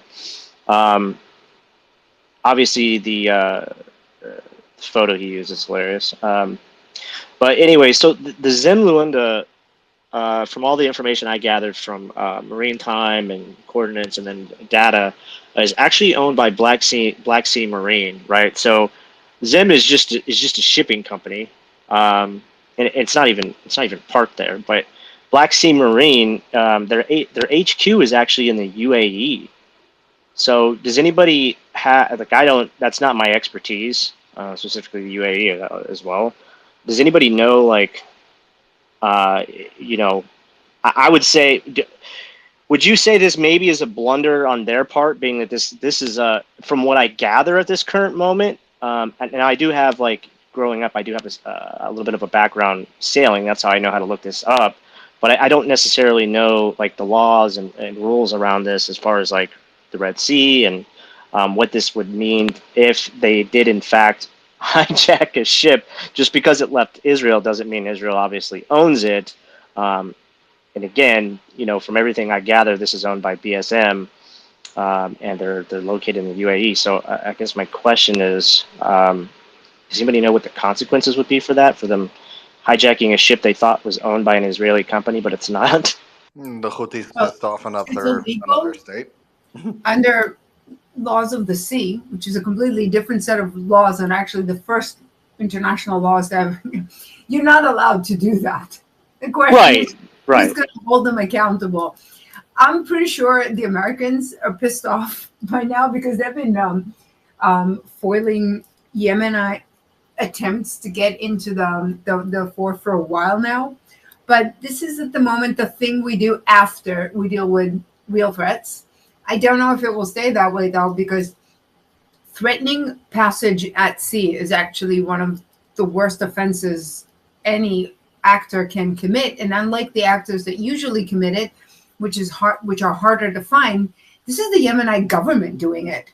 So they should be easy to address. However, it has not been my experience that offenses of international law offenses against Israel, like, rape of women as an act of war, is being addressed by the international community. So the question really is how pissed off the Americans are going to be about it. If they are, then Yemen is about to get blasted out of a lot of organizations. They're going to get punished. And if they're not, different story. And I have to imagine, right? And this is just, again, and I speak from a person who just is going to admit that I'm just not knowledgeable enough on this topic of this section, when it comes to shipping. But again, if this is a UAE ship, which from everything that I can gather it is, and you guys can take a look at the information for yourself, whether it's on Vessel Finder or Marine Time.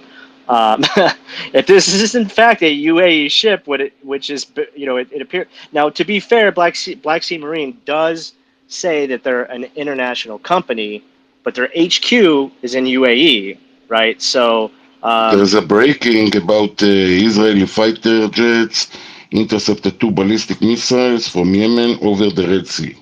The Arrow. I thought it was the Arrow. Yeah, two ballistic missiles from Yemen. So the Houthis continue to do their act. Hey, really, it's time for shish kebab. They'll get what's coming to them too. Don't worry. Hey, really quick, Ariel. I'm pretty sure they clarified it. It was an IDF fighter jet that intercepted a UAV aircraft over the Red Sea. It wasn't 2 ballistic missiles from Yemen intercepted by the Arrow. That's what I read. No, I think those were 2 separate. Yes, I think 2 those were. ballistic missiles. No, I think those are 2 separate incidences. 2 separate incidents. Got it. Yeah. So yeah, the one with the with the fighter jets was just reported like just now. Oh, okay then. Yep. Also, since we're doing updates and my feed is full of these, there's a lot of not at all civil unrest in Samaria, to the extent that the IDF has been apprehending terrorists there for a while now, because they've been throwing Molotov cocktails. They've been actually attacking, like a shooting in Jenin. There's a lot of activity going on there. Isn't that par for the course for Jenin? No, well, not at this level. It's been like this for a while, and it's not very discussed, which I don't really understand why. But ever since the war started, the IDF has also been apprehending Hamas operatives in Samaria, which people forget there's a lot of. But there's also been 2 attempts to recreate 7th of October in Jerusalem that started with widespread shootings on the way there. One of them by Hamas, the other actually by PLO, but we don't talk about that either, because for some reason we think the PLO is better than Hamas. But bottom line is that there's an attempt to join from Samaria that today is the first day that I'm seeing this level of reports on. It's not that it hasn't been happening before. It's that I don't think I've seen this much reports about it in such a short period of time. So could be intensifying. Someone just sent me a DM where they're like, protesters are surrounding Netanyahu's house, asking him to resign. I just want to make it clear they're doing that before the war started. That's just like this isn't news. Protest. This is idiots thinking now is a good time to return to. It's as if they waited for 6 weeks hoping that he will resign, which is idiotic, and now they think it's time to do it again. And I really, there were people on October 8th that were out there in Tel Aviv. Yeah, not at this level, but No, I really obviously not at this level. But like there are people out there on October 8th, and they basically got beat up by like passerby. It was just like, don't you dare do this right now. Yeah, I think they're also going to find that Israeli police has a lot less patience for this bullshit right now, or at least I really, really hope they do. So we'll see about that. Yeah, there were other civilians that were passing by on October 8th and 9th. They were protesting in Tel Aviv, beating them up on the streets. The police would come by and arrest the protesters, not the people who beat them up. That's not a good look, still. I'm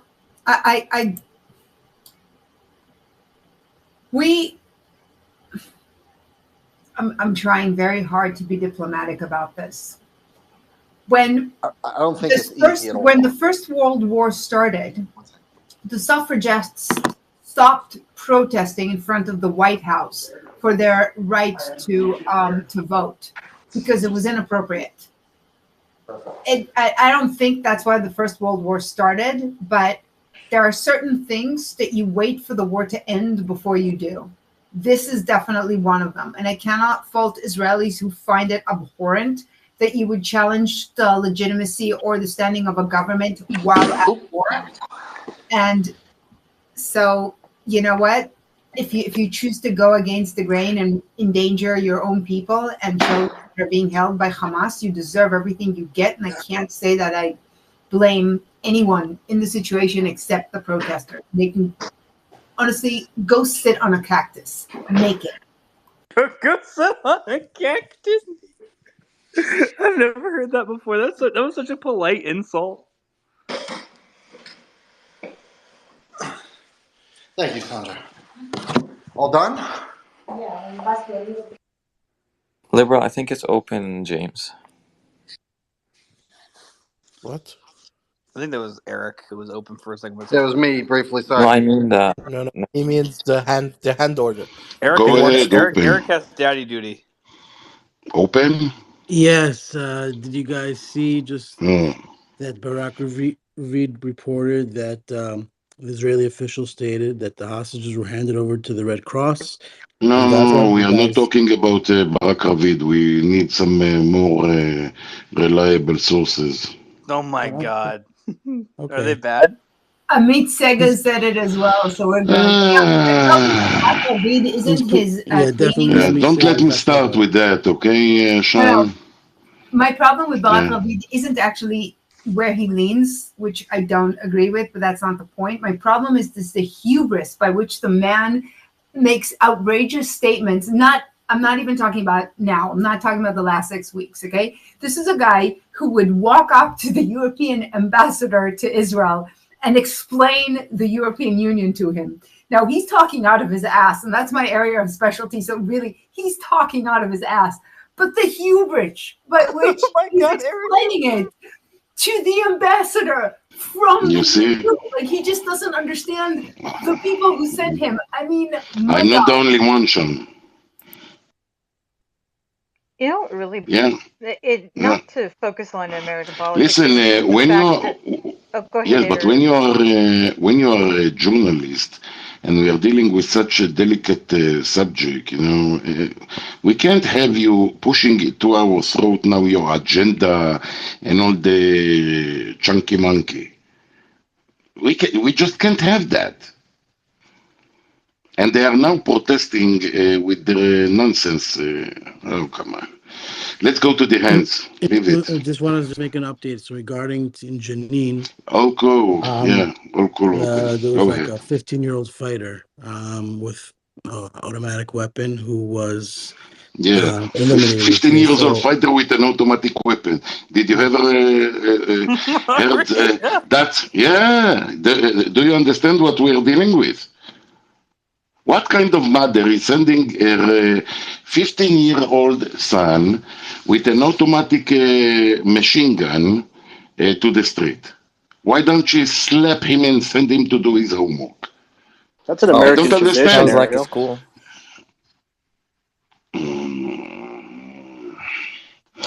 Go ahead, James.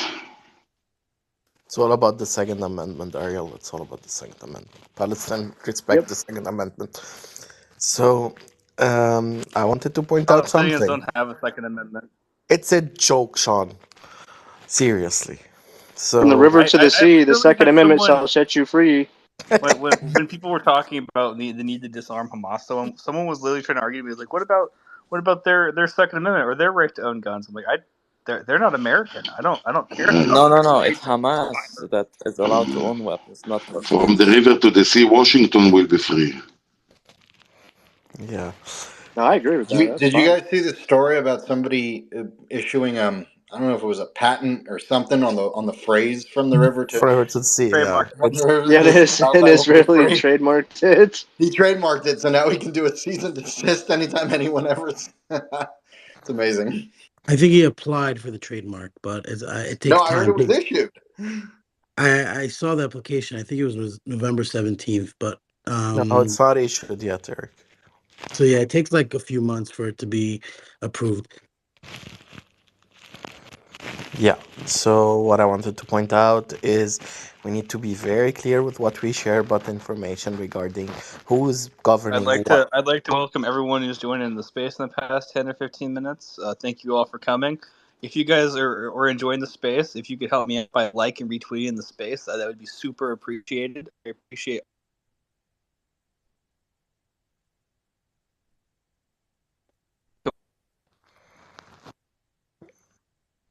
I think you're cutting off, Sean. Can you hear me now? Yes. I was just thanking everyone for coming and asking them to like and retweet the space. It helps. So Yes. Thank you very I much. I got Go what do they ahead, call Charles. that? I got a notification on my Twitter, on my computer. So I opened it up. It's a guy who is giving a space called Blockade versus Siege versus Occupation. And he's the only guy in the room and he's talking to himself.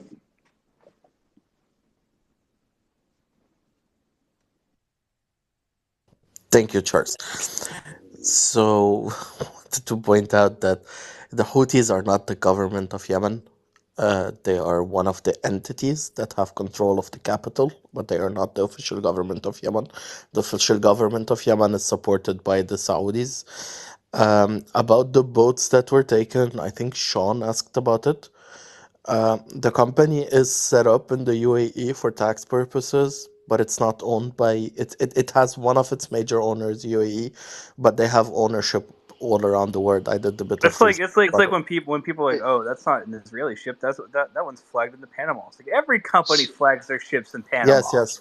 Yeah, but So what? it's leased. So no, it like I literally looked up the lease information. It's leased by Zim. That's what Zim does. Like Zim literally just let go of a ton of ships just this year. And I posted an article actually down below. I think somebody actually just responded as well. Israel Zim opens a direct shipping line to UAE. So yeah. So I mean, you're not inaccurate that like. I think we're both on the same page, but we Yeah, I just agree with you. Fuck.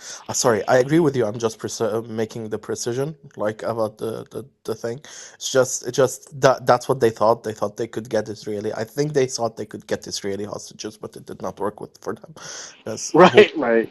yeah, it is a bit dumb what they did. They are playing pirate role right now. They are playing parasite role. Like the role of the Houthis in this entire world war is being parasite. They will never be able to cross through Saudi to go to Israel. They will never be allowed to do that. There is no other way for them to do that. So what they are doing is just throwing away some rockets, doing things just to be annoying, and yeah, having people deal with them like in order to keep them busy. That's point number one. Point number two, what's actually surprising, apart from the Houthis, none of the other groups have been very active lately. I don't know if Samuel can give us an update on Iraq and Syria, but it has been so calm. Omar too, if you can come up and give this. I haven't seen major reports of any big or major attack, and just before the ceasefire, everyone was a bit on edge because there was huge attacks that were happening in Syria and Iraq, and I thought that those will continue even though the ceasefire is moving along. Yes, thank you, James. Let's welcome Visgrad. Visgrad, I never heard you speaking. Welcome. Thank you very much. It's a pleasure to be with you. Yes, thank you very much. Any update that you want to share with us? To be honest, I really have more questions. I think it was James here who was speaking previously about these ships that are getting either hijacked or attacked by suicide drones. There were these reports today about the ship getting hijacked Is somebody by talking? the Houthis. Yes, Visgrad is talking. Who's asking? Me, I'll drop down. Drop down, Samuel, and come back. Yeah. Go ahead, Yes, so, Visgrad. so, so I don't know if it was James because I think I came in just as he was talking about these ships, and I wanted to know, is there any more information out there? Because apparently there was one ship that got hit by a suicide drone, which was apparently I think 2 days ago, but the information came out now. And then, of course, today there were reports about this other ship getting hijacked, but then there was some confusion about the name of the ship, whether it actually got hijacked. Do you know what is the latest info about the ship? Wait, there was not a ship hijacked today, if I'm not mistaken. I think first hijack was like a week ago, Sean, if I'm not mistaken. Yeah, and we Yeah, had so much fun with that one. You have Yes. no idea. And then there was an attack, a drone attack in the Indian Ocean on another ship, and that's the two things. There's no new ship. It's just information coming out of those ships No, in no, order. no, there's a new one. Oh, All there is right, a new one. so The let last me one. let Yes, me go ahead, okay. Noga. Give us the Wait, So Mr. update about Pickles. the new so Mr. the Pickles ships. the has the cargo info. ship Mr. Pickles has. CMA CGM SYMI, owned by Israeli billionaire Idan Ofer, has reportedly been attacked by an armed Iranian drone of the Shahed 136 model during its journey from the Indian Ocean. The incident occurred while the ship was flying the flag of Malta. An American. I'm assuming someone's speaking because I can't hear them, so I'll drop down. Yes. So as far as it being hijacked, there is another account of that. Now, is it the same ship or not? I'll let you know in a minute. But yeah, there's two separate hijacking incidents. Okay. Thank you very much, Mr. Picker. Just to point out something for everyone in the audience and people that are speakers that can't listen. If you don't want to drop down, you have the option to go into the settings of the space. I learned about that yesterday. It's very cool. You can enable caption and it's very precise and you can read what the people are saying. And over time, after a couple of minutes, it automatically gets back the sound. So you don't need to drop down and come back up. And just the There you point go. I wanted to make that freedom of navigation, meaning that having safe passage of ships, is the number one priority of the Navy. In fact, we made it, or it started because of Libyan pirates to stop them from being pirates.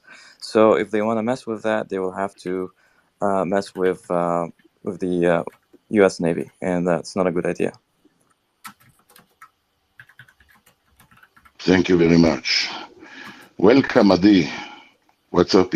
Hi, I'm just popped up just to share. I posted in the nest what Iris just posted, that she's watching the news, and Channel 12 apparently just announced that the Red Cross have met the hostages, and that the process has started, and it's and the numbers. So I just wanted to share that, and then I'll go back to listening.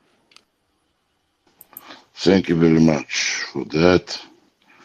So, Noga, do you have any more updates about the ships No, that getting attacked? no, I thought Mm-hmm. the first one was really funny because there's a great Israeli social media operative who, in response, started pissing off a lot of Yemenis on X, amongst other things, telling them Sukkot is actually an Israeli area that we want back. We don't. I didn't even know Sukkot existed, but it was hilarious.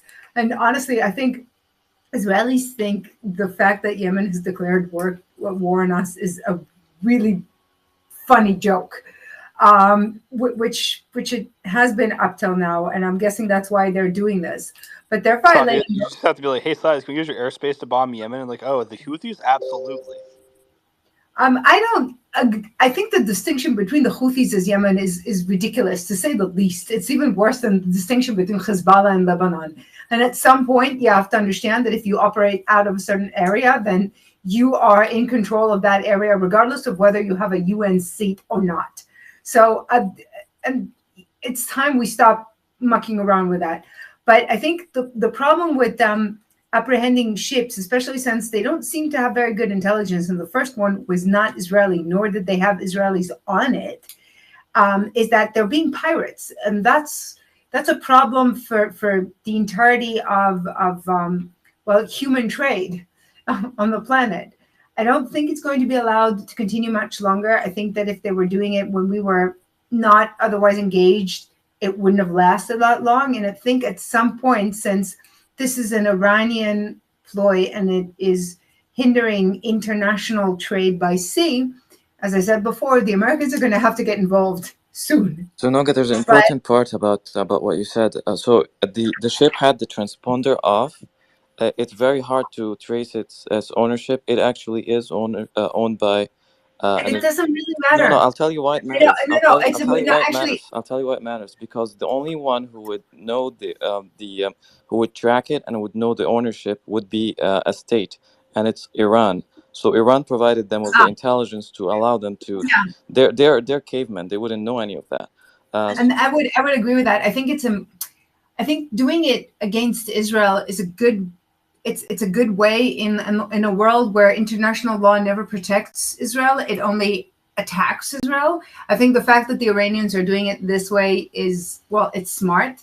But since they missed the first one and they're now endangering trade again, and we just did that with trade in the Black Sea, they're not going to be able to do it for much longer before the Americans, in fact, NATO is going to have to get involved because there are rules about what you can and cannot do at sea. Yeah, you can't just fuck with international shipping. That's a big no-no. Yeah, it really is. So I honestly, because we are not a superpower, I find it amusing. I probably won't if they actually start doing this on a regular basis. But since they have been missing and they're messing with international trade, they're going to get stopped and by a lot bigger actors than we are, because there are very, very few rules that are enforced in the world. That's why whenever Iran messes with the Straits of Hormuz, it puts everyone on edge in a big way. This is one of them. It's actually bigger, older, and better enforced than anything to do with human rights. You don't mess with international trade by sea. You just don't. So I'm expecting the Americans to get pissed off very soon.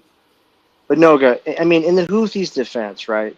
It clearly says Zim Israel and then has Hebrew on the back of the ship. Hang on. What is that a defense? No, I'm making fun of. Is that a defense? No, I'm that's a making joke. fun of their stupidity. Hold on, guys. Hold on. News. So No, I'm making fun of them for being stupid. The spokesman for the Houthis, Colonel Yahya Assaria, has the three letters ZIM tweeted on his Twitter feed, which is the name of the ship. So they're kind This of was previously, and he got an answer from Eddie Cohen, Houthis. That was the answer. So thank you for that, Adam. I have breaking. If you want, Ariel, it looks like the ambulances. Okay. It looks like the Okay, ambulances go ahead, carrying Angela. Can you hear me? Yes, go ahead. Okay. Please. It looks like ambulances carrying the hostages have started arriving, so we should be looking out for that because it looks like the second wave are coming in. They're on their way. Thank you very much. Yeah. They're there. So they're about to do the handoff. Yeah. Or they've already handed They're off. doing it right now. Right now. Yeah. I'm seeing pictures of Very the good. Red Cross ambulances with Israelis that you can see in there. They've already So received their initial Red Cross medical assessment. They're good to go. I mean. So Noga raised a good point. They're waking up the beast in the sea over there. But one thing, Noga, you noted was NATO. I don't believe we'll see NATO involvement, but we'll see individual countries who are part of NATO involvement. I mean, if there was a threat to international shipping, we could throw together a NATO flotilla. No. Back up, guys. Let me tell you. I was trying to jump in when she was saying that. Listen. There's a guy who has a YouTube video. He goes, listen. He says funny stuff. Anyways, listen. Listen, Linda. Listen. No, not Linda. He's funny. He's like an American guy. Anyway, it doesn't matter. I'm off topic. Listen. If you think like whatever the Houthis did, the dumbest move they could ever do, because when the Somalis were doing on little dinky fishing boats and terrorizing that strait, you sure did have international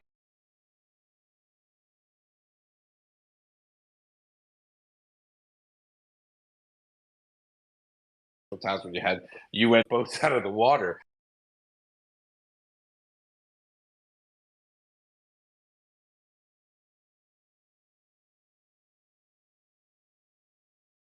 Remarkably,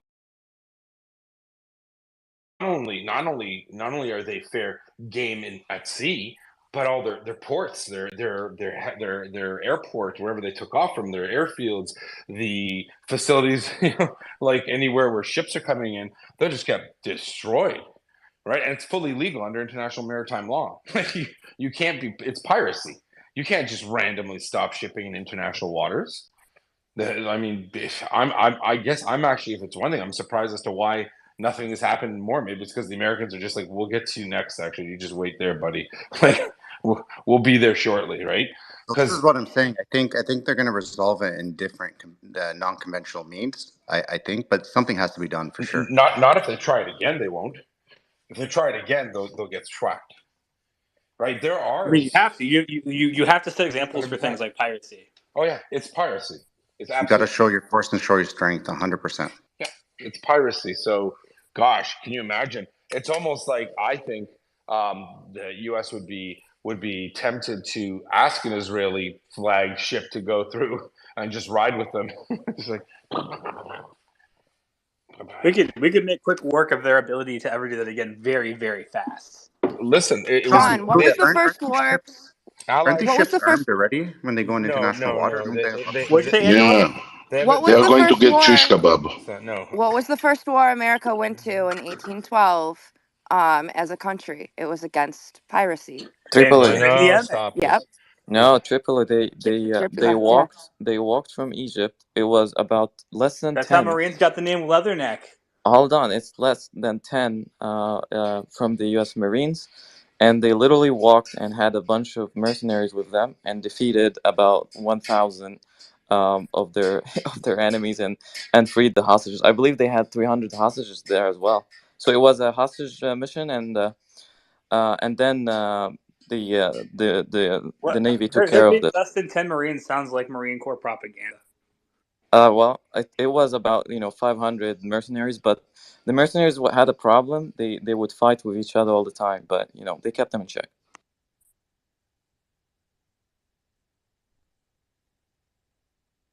Go ahead, Samuel.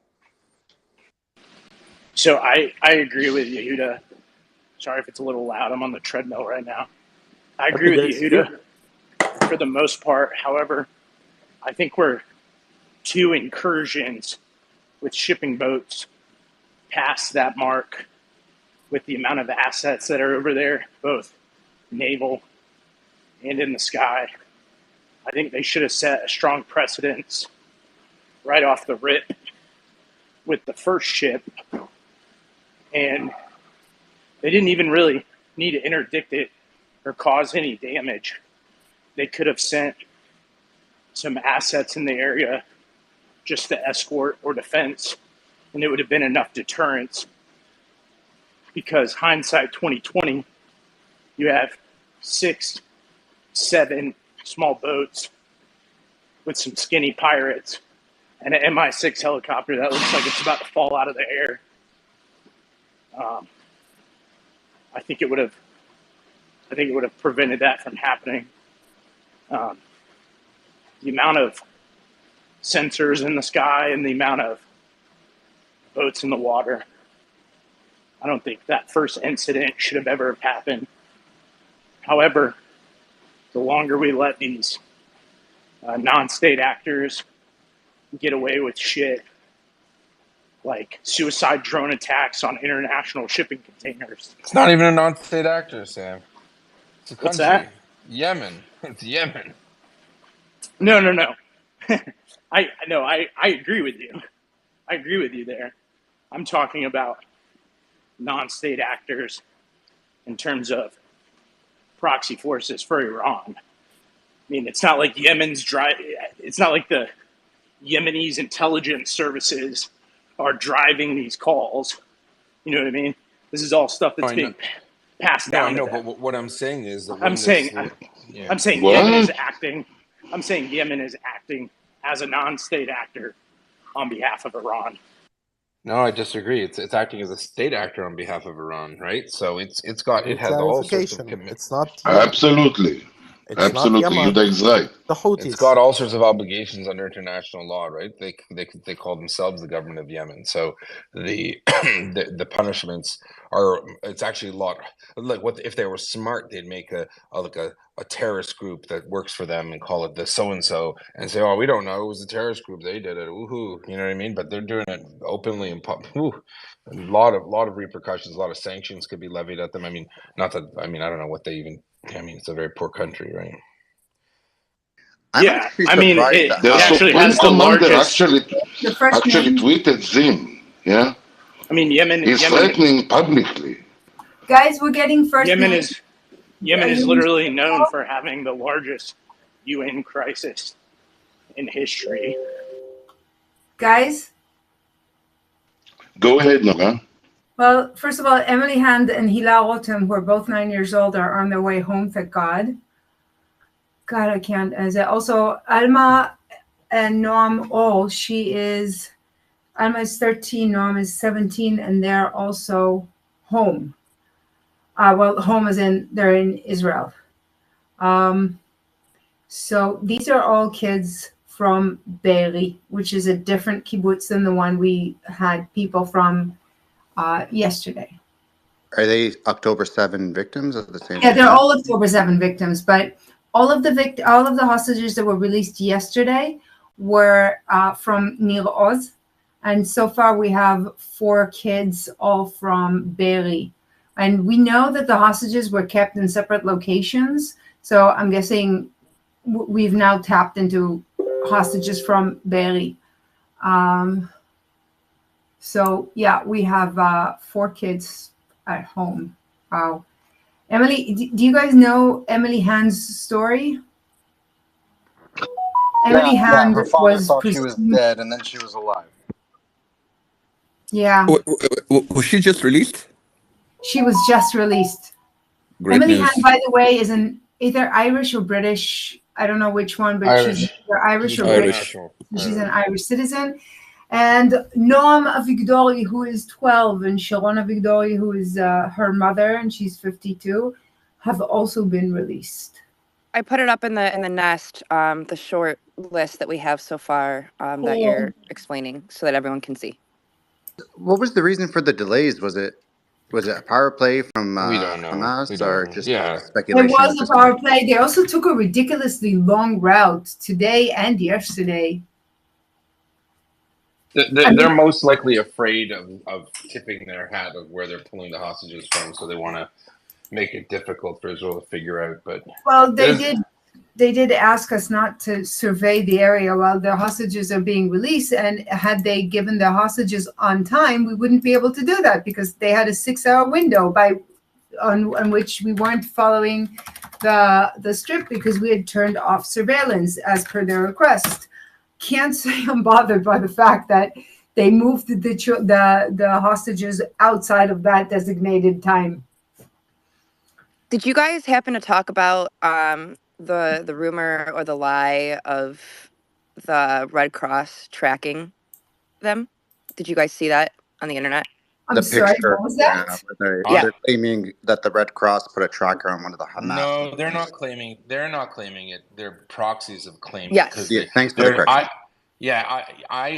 I bet, I honestly, when I heard that, no one in the world, it's the other way around. People suspected the Red Cross was being in cahoots with Hamas. I bet you they purposely fished that story up. You know what I mean? To make it look like, oh, see, Red Cross is accused of both helping Hamas and being against Hamas. Do you see what I mean? Because there are rumors out there. Let's just say that Israel has a lot of information that is like they've gotten that prove very clearly that several international agencies are working hand in glove with Hamas, and I think they're afraid of the repercussions. So they're starting. I wouldn't be surprised. It's not 3D chess. I wouldn't be surprised if someone sent out the story that there are fears that the Red Cross is working with Israel. No one in their right mind says that the Red Cross is working with Israel. It's the exact opposite. Yeah. Yeah, I agree completely. And if you're going to put a tracking device on somebody, it's not going to be a big glowing red bulb. Yeah. It's like a Scooby-Doo episode where he touches his back and he puts the tracker on. Honestly, it looked like a headlamp to me, but they actually circled the picture of someone in a Red Cross vest touching the back of someone. Like super secret and not noticeable tracking device that stays on your back. These guys are. It's a joke. It sounds like Bad Spies to me. At the end of the day, Spies Like Us, the movie. Yeah. So at the end, obviously, Yehuda, I'm not, saying that I have proof of this or someone's told me proof, but there are many rumors abounding that Israel has all sorts of intelligence that ties those groups with Hamas very, very intimately, enough so that it would cause an international scandal. Now that's the rumor mill. So it's just funny that in light of that rumor mill, magically a few like obscure Palestinian groups are saying, "Oh, we need to, they're working against Hamas," and then on top of it, the Red Cross immediately issues a statement saying misinformation is bad. We are not involved with anything, but yet they've never issued anything when they've been accused of colluding with Hamas against Israel. I find it interesting. Just to point out something, in the charter of the Red Cross are people on the ground from the country themselves. I guess no one else does too. That's fine. Yeah, so it's never international people. So it's closer. It's closer to be. The reality is when you have the Red Cross gets involved with the local authorities. Yeah, no, what I'm saying is that the Red Cross gets involved with local authorities, and we need to clarify that the Red Cross is involved with every single local authority or the people that are considered an authority in order to do their job. Well, I guess everyone's checking the news here to see what's going on, which is good. Okay, I have more names. Yehuda, can you hear me? Hang on, Noah has more names. Let's do that. And then Go ahead, sorry, Noga. Sean. Yeah. Shushan Haran, 67, was released. Adi Shoham, with her children, Naveh, who's 8, and Yahel, who is 3, and one of the youngest being held in captive, are also free. But their father, Tal, is still in captivity, and a lot of their other family has been killed. I think the rest of the names that I'm seeing here, I've already read, so I'm gonna skip it. But we don't have all of the names yet. Oh, Hilah Rotem, who's been released, left her mother behind, and the deal was that they don't do that. The deal was that mothers come home with their children, and Hilah Rotem's mother was left behind when she was released. That was the protest made earlier today. That's what I saw, where Israel protested the I didn't know the details. I just know that and she's not the only one, because apparently 3 children. I told you to put it in the dishwasher. I'm trying to. You're not listening. I didn't figure out who the other 2 is. Oh, yeah, Noam and Alma Or. Their mother was murdered, but their father was left behind. That was part of the deal, though. But I mean, that we're keeping mothers together. I don't remember if fathers were supposed to be released, but since Noam and Alma's mother has been killed, Dror, who's their father, is the only parent that they have, and he was left behind. But since we don't know anything about it yet, we don't know if the children were actually kept together with their father. Would make sense that they would, but none of this makes particular sense. But the fact that Hilah's mother was left in captivity is. We now understand why they were claiming that we violated the agreement. Clearly, they knew that they were going to, and they wanted to, preempt the criticism. Unbelievable. Go ahead, Angela. I just have a quick question. Since my Hebrew is limited to that of a second grader, the Israel War Room just put out an article, right? And it's in Hebrew, and it says hostages have spoken on their captivity. It says they were not tortured or abused, but they were days. There were days when there was no food. Sometimes you had to wait hours to use the bathroom. They slept on benches, not on beds. They were occasionally moved from place to place. And I was wondering if either Ariel or Noah could read that and give us a quick synopsis of what they said. Again, just because my Hebrew is limited, and I'm sure we've got a lot of listeners. I put it up in the Nest because I think that might be helpful just to kind of see what they're saying. Not that necessarily, I don't know if they're able to tell the whole truth about what happened, but just kind of to get a glimpse on what we are allowed to see happening. I'm seeing an update from right now. Is that what you're talking about? Yes. So it's a new article about their experience as hostages. How could we just got them back? How did this makes okay? That's what I'm saying. If you they spoke to relatives. The article's talking about how they spoke to relatives of the hostages who had told them some of the details of their captivity. These are people who've been in Israeli custody for 45 minutes. Yesterday's. No. Yesterday's. Oh, yesterday's. Okay. I'm sorry. I'm the only report that I'm seeing is about the hostages. It's on Wine Out. So what's next? Here we go. Okay, 1 second.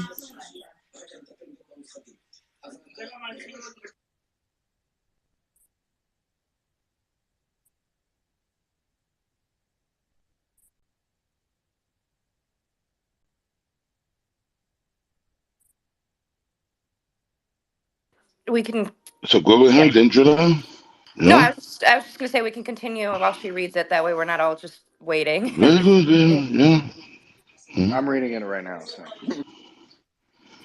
But your description was pretty accurate. This is not above, it's not very long, and it's not very, very complicated. So I don't know if I accept they weren't tortured or abused if they were not fed or not allowed to go to the bathroom, especially since we're talking about young children. I mean, I've had 9 and 4-year-olds. They're not very good at waiting to go to the bathroom for half a minute, not to mention 2 hours. So I don't think I accept that description, but that's pretty much a description. They were taken to Gaza in a club car. They were moved around a lot. They weren't fed properly, and their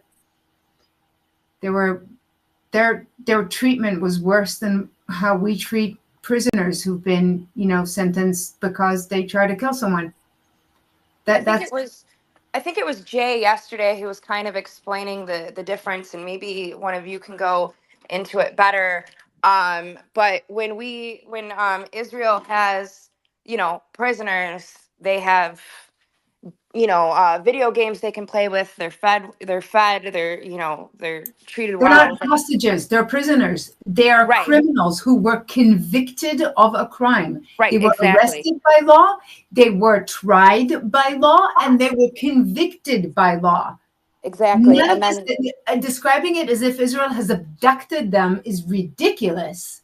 absolutely. Versus the hostages who were abducted and Because they're thrown into Jewish. rooms without all of that. He was explaining that, how some of them are just thrown into plain rooms and they just have to sit there and they get nothing. Obviously, they don't get food. They don't get to go to the bathroom. They don't get to do any of those things versus prisoners who are convicted under the law for trying to murder Jews who are treated better than obviously hostages. So that's why I brought up this article to kind of show the difference, because even prisoners who try to kill Jews are fed on time. They get to go to the bathroom. They get They get video to go games. outside. They get to go outside. They get to read. They get to education. Some of them get education. I don't know. And this is interesting. We now have an overpopulation problem in prisons, which is why we've had to move from allowing everyone their own bed to having some of the prisoners sleep on mattresses. But the rules are that there has to be at least two of them for best comfort. These people apparently slept on benches, not beds. So yeah, we're ridiculously nice to the assholes that try to kill us. Oh, and I want to correct something that I've said. Whilst these particular hostages were probably taken because they're Jewish, we actually have non-Jewish hostages that are Israeli. There's at least one family that was taken from somewhere in the Negev. I think it was Rahat, but I'm not sure. A father and his two teenage children who are, I actually prayed for them today. My shul has, we've added a few segments to Shabbat prayers that aren't normally said, and a special prayer for the return and safety of the hostages. And what we do, because there are so many of them, is that you each get a list of like a segment of the hostages. And mine today had the names of the Arab family that is also in captivity. So I was just reminded that I read those names today. So yeah, I guess they're guilty of being next to Jews.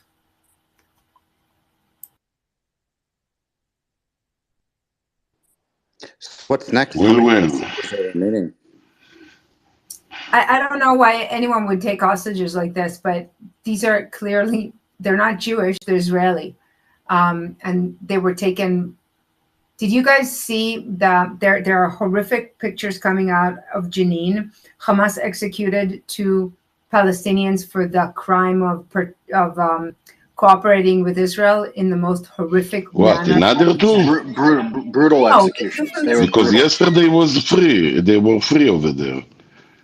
There were 3. I saw 2. You saw 3? I saw No, 2, and they no, were brutal executions. no. Yesterday there was 3, and if you are saying 2, that's supposed to be 5 altogether. I'm not. I haven't. I've been doing a lot of hostage research for the past few hours, and it was Shabbat, and I was trying to take a break and actually, talk to my kids instead of just yelling at them to go to sleep for a change.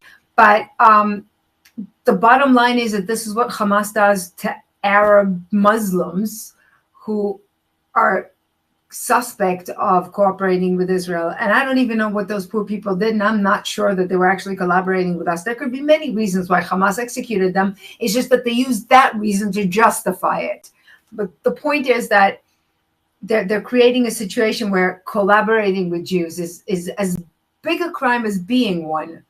And I can't for the life of me understand why we haven't killed each and every one of them by now. No, I can, but it's just it's So insane. it No, was it's, two. usually these guys are just working for some kind of construction manager, and they usually they have a permit for working, and it's a long permit. You know, people that that's what they do. They are coming to work for many years. So usually those these kind of people are we are continuing to let them have this permit. Okay. But the Can I Hamas clarify is that, Ariel? just a moment, Ariel? James. Yes. Just a moment.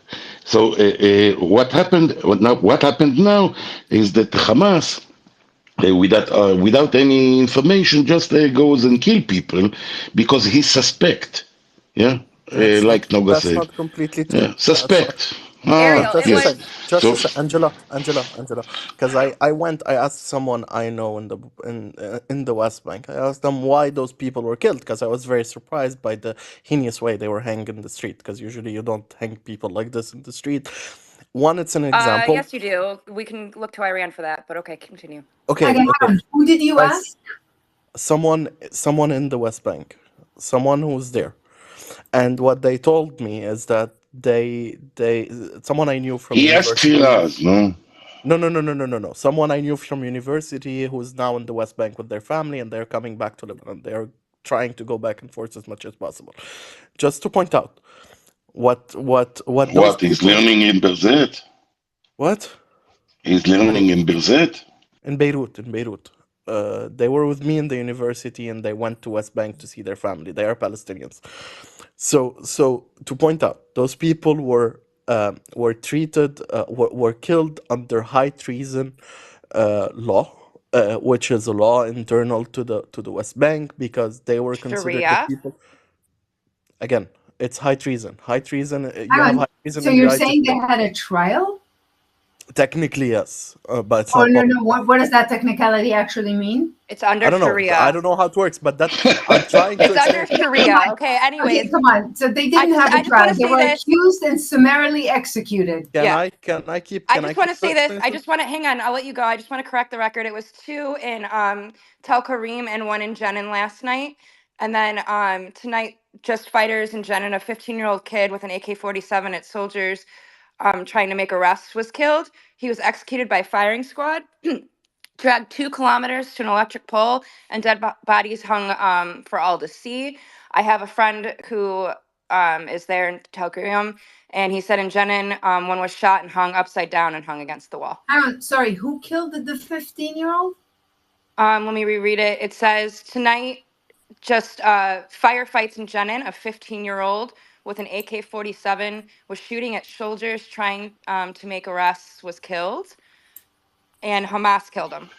He was This is Hamas killed him. clearly, Are you kidding? this is clear. Hamas killed him because we've just been accused. I just saw Yeah. someone accusing us of killing him, and I'm saying No, he's that's not a holding a very machine perceptive. gun. No, God. No, it The doesn't make situation sense. is that Guys, they are there is something not copycat. logical in the story. The, Angela, no, sorry, the fact that Ariel, before this we is go, All very right, guys, logical, can we get the James. story to check calm it? down. Guys, can you James, invite Talk at the Jay same up? James, time. Can relax you for a invite Jay up, minute. please? Can you invite Jay Yes, up for a second? Yeah, of Jay. course. Okay. Thank you.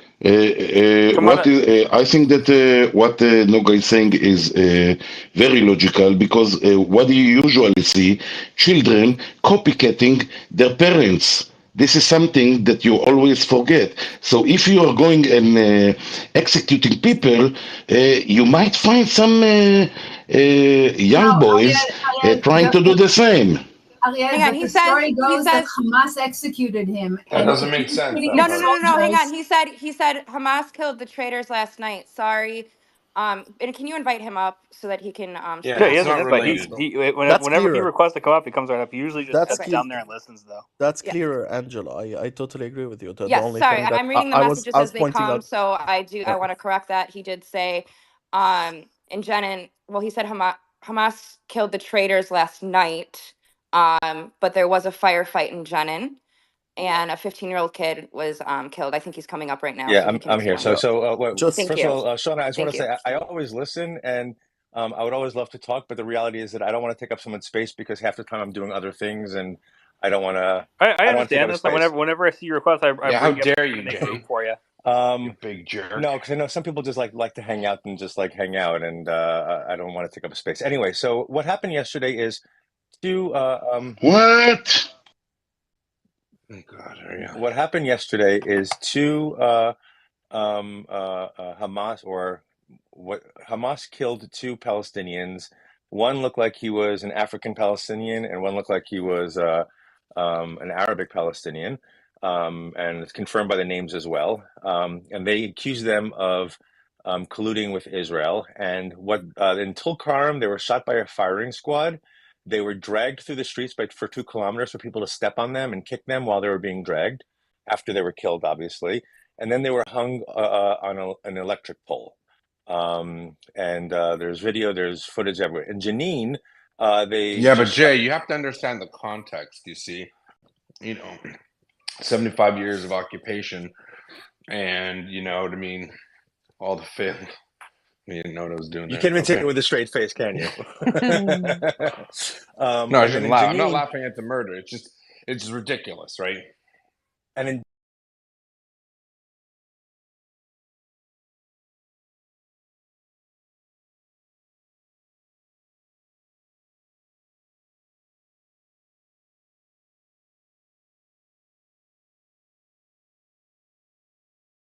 shot right on the spot. And then they dragged his body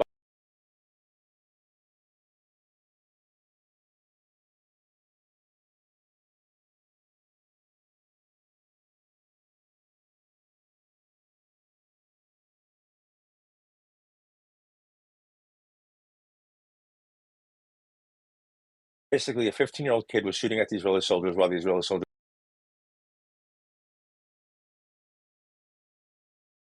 were trying to break into a door to go ahead and arrest people. They turned around, a firefight ensued, and the kid was shot and killed, and that was that. So when you read tomorrow that Israel killed a 15-year-old kid, just remember he was holding an AK-47 and went through 2 magazines before he was killed. So at least he got through 2 magazines before he was killed. Kudos to him because he was fighting a professional force. He was fighting Duvdevan, which is probably the best shots in the Israeli army. And It doesn't mean he had aim shots from far enough yes. anyway. It does mean that characterizing him as a kid might be stretching that just a Well, tad. look. We all know the people that are being released are, there were children who were in prison, but they were, and They're not children; they're teenage terrorists. no. And I think Again, that's an important distinction to of make. course, they're Noga. I have no. I please, you're preaching to the choir over here. I've been saying this for years, screaming at the top of my lungs for years. Every time someone says that, Yeah. they killed 235 kids, 235 fucking kids who had guns in their hands shooting at Israeli soldiers. It wasn't just we went And this is, yeah, and I want to add, this is a war crime. UNICEF should have reported it Gotta let Jay finish what he's saying, Noga. What? The reality is actually, Noga. So, and here's the shocking part: UNICEF actually gives an exemption to Palestinians. Did you know that? It's I did. It's It's official on their. It's official on their books that they give an exemption to Palestinians, and the reason I didn't know that. You kidding? Nope. And the reason why? Can you send me that? Yeah, I'll send you the article on that. But really, please. I have something. I can do something with that. I've never actually come across it. Please Jay, send me that. the article and I'll post it and we'll put it in the nest because I'm sure everyone else is going to wonder where you got that information from. Absolutely. Continue, but I just wanted to thank you for coming up and going on the record because Oh, I did. no. I realized I botched that. I realized I was that what you texting were you. telling me. So I was yeah. texting you with one hand. I was making I was making a sandwich for my son tomorrow with another hand, basically, and I should have basically just replied to one of the things, so at least you understood that there were 2 separate incidents, not the same incident. So yeah, I do apologize for that. So look, here's the thing, and I've been really studying I'm not Gaza necessarily, but I've been studying the West Bank, Judea and Samaria militant groups, and Fatah specifically, and how not even the pay to slay, and not even the UNRWA school education. If you look at like their television shows, their Sesame Streets, for example. So Children's Television Network actually funded a Sesame Street version in Israel and in Palestine as well. In Israel, it's called Rehov Sumsun. In Palestine, or it's called something else, but it looks similar to what we know. It's kind of a more crude version of it. And it seems innocuous if you're just looking at it without actually the sound on and without subtitles. But once you start getting those subtitles in, you start seeing what they're saying. Um, it's not encourage. It's actually that show specifically never tells you to go ahead and kill somebody. Never tells you to go ahead and stab somebody. But it does talk about Shaheed a lot. It tells you that Shaheed is glorious. It tells you that, you know, the best thing that you could do for Palestine and for your family is to become a Shaheed. Um, and then interestingly enough, so that's like the kindergarten age and preschool age Sorry, kids. Shahid is martyr, just so everyone Yeah, knows in sorry. case you didn't know. Um, Yeah. that's the preschool and kindergarten age, and then as you get up a little bit, like into first grade, second grade, third grade, they have like these little kid shows where they have kids on who are first, second, and third graders. It's like talk shows with kids, and then they start talking about what Shaheed is, and Shaheed is glorious. And you know, again, the first program itself, that Sesame Street doesn't actually go into what exactly it is. It just keeps on reiterating the word over and over and over again to your head. The second series for the slightly older kids starts getting into what Shahid is. It's talking about, you know, going to paradise. It's talking about, you know, this world is filled with, you know, hardships and filth and poverty, and once you become a Shahid, you graduate, you become into like the a big kingdom, and you get a big house and a big room, and everything you ever wanted is there, and God is there, and you know it's what we're meant to do. Um, and then as you get a little bit older, you actually get into the actually education. And now on the television channels themselves, I've never seen them discuss stabbing. I've never seen them discuss car ramming. I've never seen them discuss shooting. However, in the educational system, and I'm not talking about the UNRWA schools, I'm talking about the after school programs, because schools in Palestine end at 1 o'clock. Some kids they go to work, but most of the kids actually end up going to after school programs. And like, you know, think about the scouts, and these programs are actually run by different various militant groups. Now the largest scout system within the Judea and Samaria Palestinian areas is run by Fatah. And this is where they get their education on, number one, how to ambush, where to stab, where they literally teach kids who are in sixth grade, seventh grade, eighth grade, where to stab somebody in order to inflict the maximum damage. What's the best way when you're walking? And they actually have drills where you're walking on the street and someone's walking the other way, and you know that's a Jew walking the other way. Even again, this is just a simulation. They're walking one way, you're walking the other way, and how as soon as they pass you, you like loop around, and the best way to do it so they don't see you through their peripheral vision, and come up behind them and stab them in the back, right between the shoulder blades. Um, it's sick, it's twisted, and Jay, yeah. in America, there were cases in Pennsylvania and other states where they have the same thing inside America, where they do plays, just like this. Well, So yeah. the schools do the plays as well, and the schools like the kindergartens and stuff will do plays about, you know, and you know, these little kids will be carrying around cardboard knives, and half of them will have Jewish stars on their shirts, and half of them will have, like, you know, Palestinian flags on their shirts, and the guys with the Jewish stars always look like they have the guns, and the guys with with the Palestinian flags always look like they have, you know, just rocks in their hands or nothing, and it basically they're indoctrinating the fact that Palestinians are the victims from day one, because in every scenario of these little, and they're called graduation plays, in every scenario of these graduation plays, the Jews are always trying to go ahead and kill these poor little innocent Palestinians with nothing. The Palestinians end up finding kitchen knives and rocks and things, and end up killing all of the Israeli soldiers. So they're already showing them that, you know, even though you're fighting up against these big guns and stuff like that, these small little things can go ahead and help you win. And that happens from kindergarten and up. It's actually a pretty sick, twisted society. And for about 2.5 years, I've been calling it a death cult. Prior to Elon coming on, I think I was being suspended once a week for calling Palestine a death cult. Now I haven't been suspended once for doing so. So thank you very much, Elon. I appreciate that, because it really is a death cult. And I'm not saying that all Palestinians are bad. I'm just saying that we're going to have a serious problem when all this is over, in terms of undoing all the damage that's been done to them by the leadership over the course of 2.5 generations. Because it's you talk to people, and who was I talking to today? It was, a guy who basically was having a conversation with a Palestinian friend of his, a guy who he's known for years, somebody he worked. Oh, it was my friend's son who works at the Shuk in Machne Yehuda, and he obviously hasn't seen him in a while because people are not coming in from the territory since the fighting started. But prior to that, he would have a conversation, and the guy was always nice, always very, very nice and stuff like that. And out of curiosity, one day, my son's friend went over and asked him if it's, you know, why do so many people hate Jews? And the guy basically said, I hate Jews. What do you mean? Why do so many? I hate Jews. What do you mean you hate Jews? I thought we're friends. He's like, no, we're not friends. He goes, you know, we work together, so we have to get along together, but you know, we're not friends. And he said, what do you mean we're not friends? And he goes, oh, I hate you.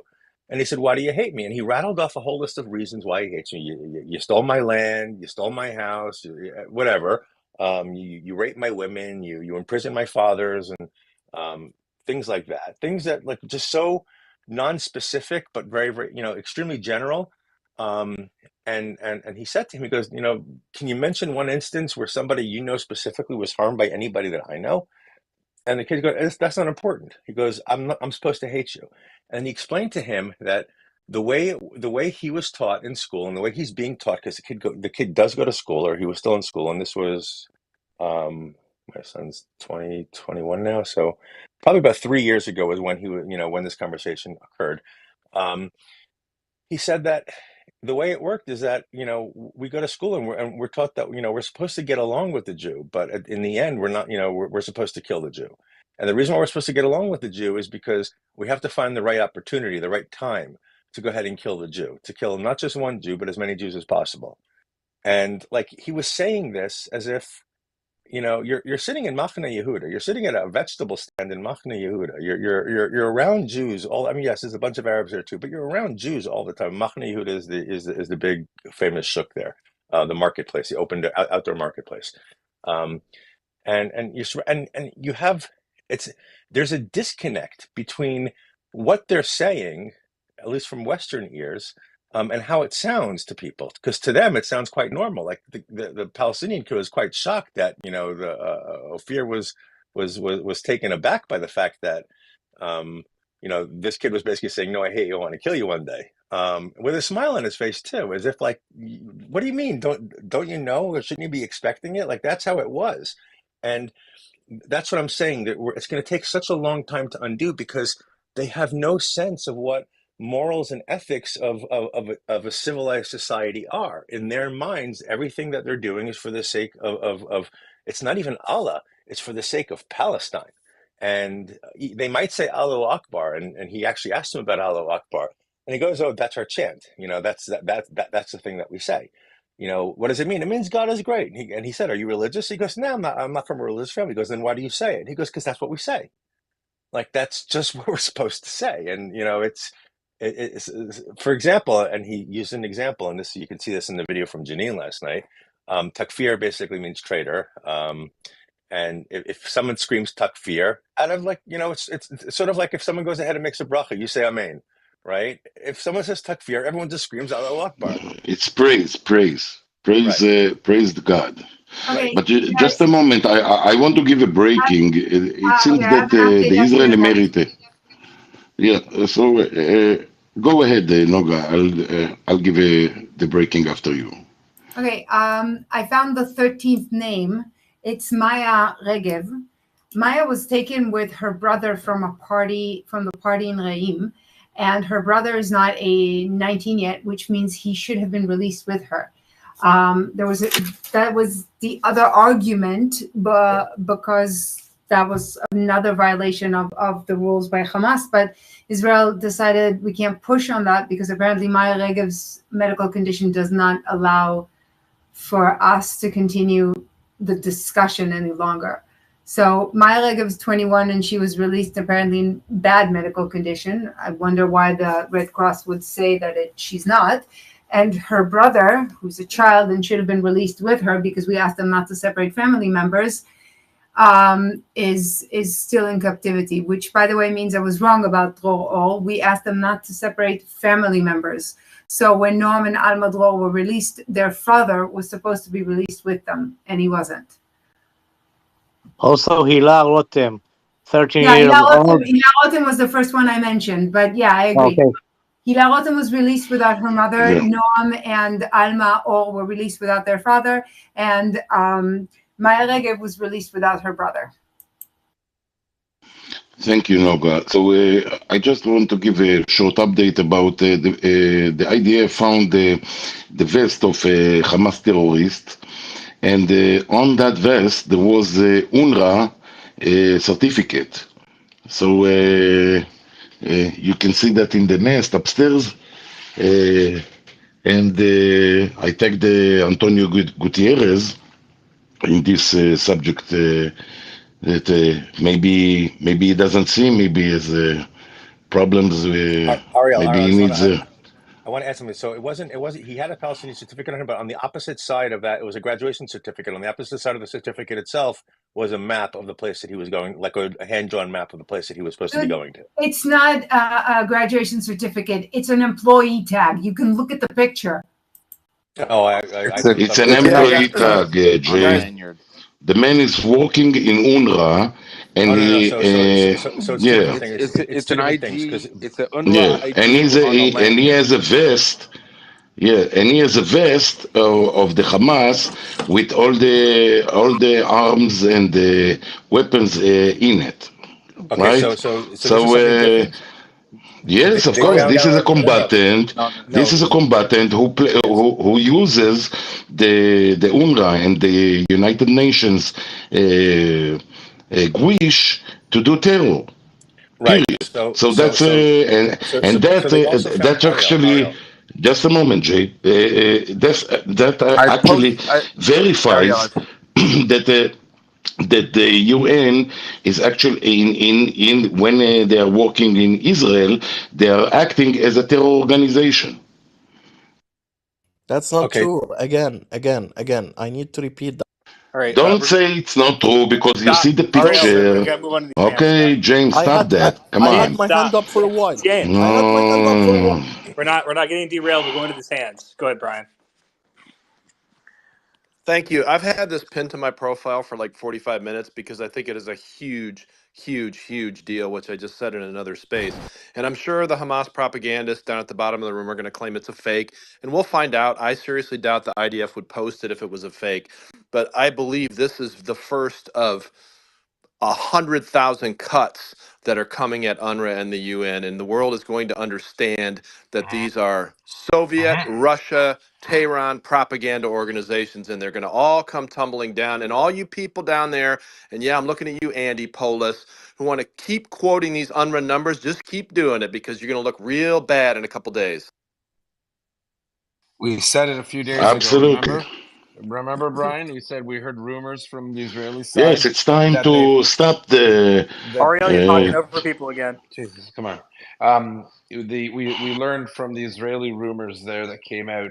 I think they're specifically placed.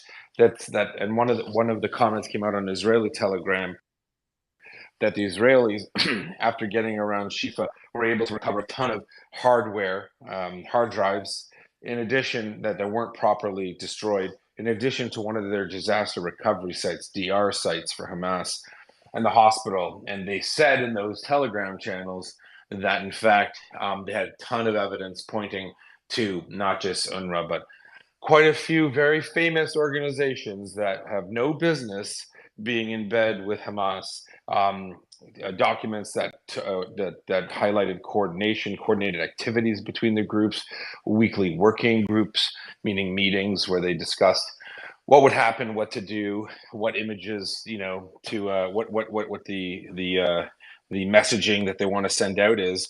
And I was talking to Brian offline about it, and I said, "Wow, if that's literally collapse international trust and faith in certain parts of the UN, and certainly even if it's true about the International Red Cross, them too, because they hire local. They would have to Yeah, get yeah. the Israelis would be calling for proverbial Let me blood. They would want the end of that organization. let me say two more things about that, Yehuda. One, for those of you keeping score at home, I'm not aware of a single thing that the Israeli government or the IDF has said was going to come true about Hamas that has not come true. So all of you guys who want to just keep putting this propaganda up, keep doing that, because we're going to have a list of all the bullshit that you spouted when it's proven untrue. Secondly, there's a reason why the U.S. Central Intelligence Agency has always been prohibited from using as cover mechanisms the Peace Corps or journalism. And the reason is that it would put a target on the back of the legitimate Peace Corps and journalistic communities. And I'll just leave it at that. But the UN, you got to take a damn close look at yourself right now. Yes, and I just want to add to that when I was younger in the 90s and I was doing reserve, when I was I got a bit suspicious about vans that were had the UN on them, you know, all the signs, they're writing UN, etc., and the UNRWA certificates. And while they were surprised that I was checking their vehicle. Why are you checking the vehicle? That's what I was asked. So I said, I must check the vehicle because I'm standing here to check your vehicle. And I found their AK-47s and ammunition. And the UN doesn't need AK-47 and ammunition, period. Okay, if you're if a transporter, yes, a Volkswagen transporter is coming with the UN on it, with AK-47 and ammunition, full with passengers, they are all terrorists in our eyes. Okay, so this is from the Absolutely. 90s. This Absolutely. is from But, the 90s. Yes, and but all the time, Brian, they told us that we are liars. That's what makes me angry because we were getting slurs all the time because we are Israelis, because we are Jewish. What that means? That's so prejudiced. What? Because I'm Jewish, I'm a liar now? I don't understand the UN. They fall on their head or something.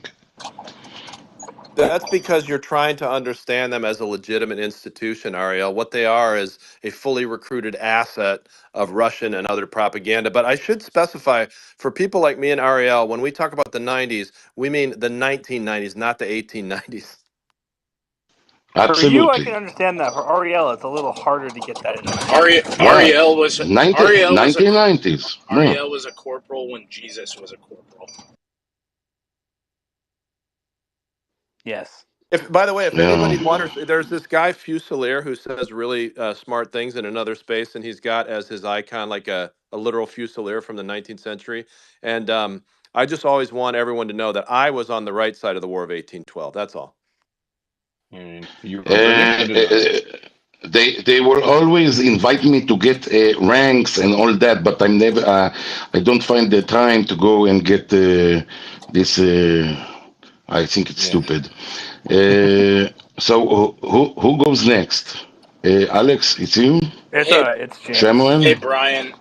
James. Okay. Brian, there was a couple incidences towards in 2018, 2019 with the same organization actually. You're rubber banding. Is it better now? A little Yes. bit better, but guys, I apologize for mentioning KGB and getting us attacked. Sorry about that. Go ahead, Samuel. There were some similar instances with some of the international organizations in 2018 and 2019 in Afghanistan actually reporting to Taliban and AQ in terms of operations being conducted in certain areas.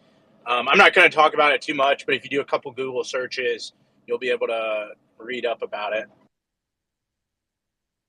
Hey guys, real fast, I put in the nest the article Jay was talking about where UNICEF makes exceptions for Palestinians. So just so you know, it should be up in the nest any second.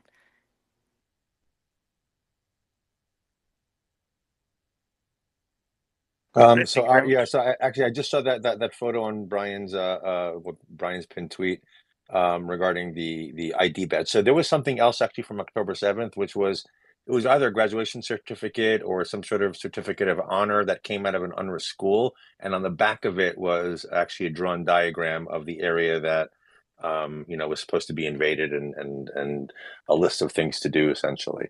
So it's two separate things. Boy.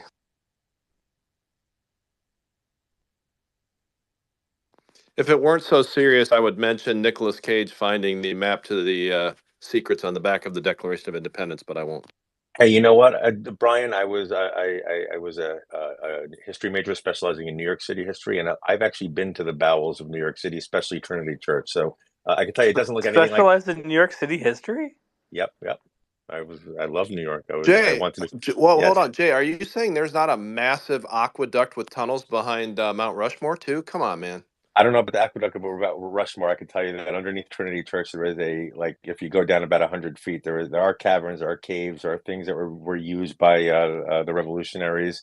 There's war rooms and stuff like. There's carvings on the walls and stuff like that. There's no treasure, but there is a massive underground complex beneath Lower Manhattan from I would say the Chamber Street area, probably down to Wall Street, because Wall Street was a wall and that was kind of the end of it. Yeah, there's a massive network of tunnels. I've been to some of it, not all of it, but one of the entrances is through Trinity Church. So that part of National Treasure movie was actually correct. Hey, There is something. DM me, Jay, if there's a way to go see that. And also, I hope this is covered in Hamilton Part 2. Yes, and you can find the Turtle Ninja too, you know, all the Brian, turtles. in Hamilton Part 2, everybody is now Asian, and they're the ones doing the digging to the tunnels. So Oh my God!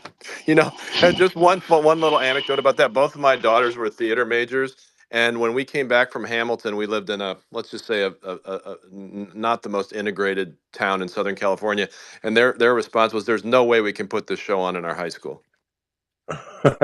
Alex, just join in, you know. It's not that we have so much hands now. Join I'm in. trying to be. Like, I'm push trying to be yourself. polite as possible. Yeah, come on. So guys, real quick. First of all, I'm quite sure that you covered this whole separating families when it comes to release the hostage, and something that's breaks the agreement, but also just another level of cruelty. So in the nest, you'll find a post that I wrote about it. Please help me circulate that and share it and retweet it and do whatever you want with it. Just again, we're seeing here just the next level of cruelty, separating a mother from her child when both of them are hostages. This to me breaks my heart. I wrote a post about it. Please feel free to do whatever you want with it.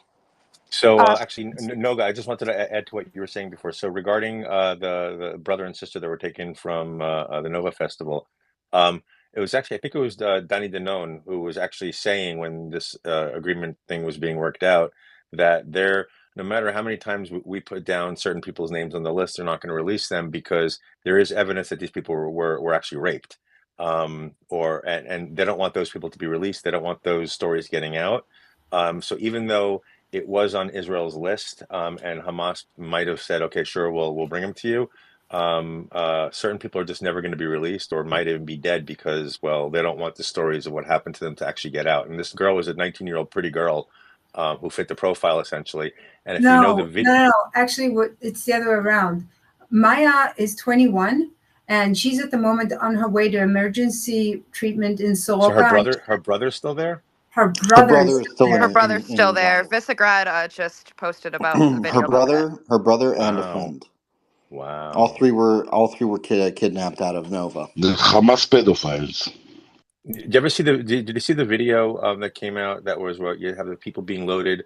One guy has his arm blown off, and this he was the one girl. who saved so many people. He took one of the grenades and Jay, blew can I off. add something to that real quick?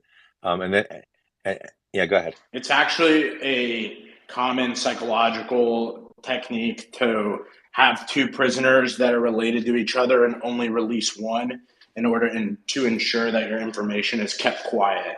So if I have a sister and a brother and I release the sister, I'm going to tell her, hey, don't say anything or this is going to happen to your brother XYZ. So I think we've seen that in the last two deliveries of hostages.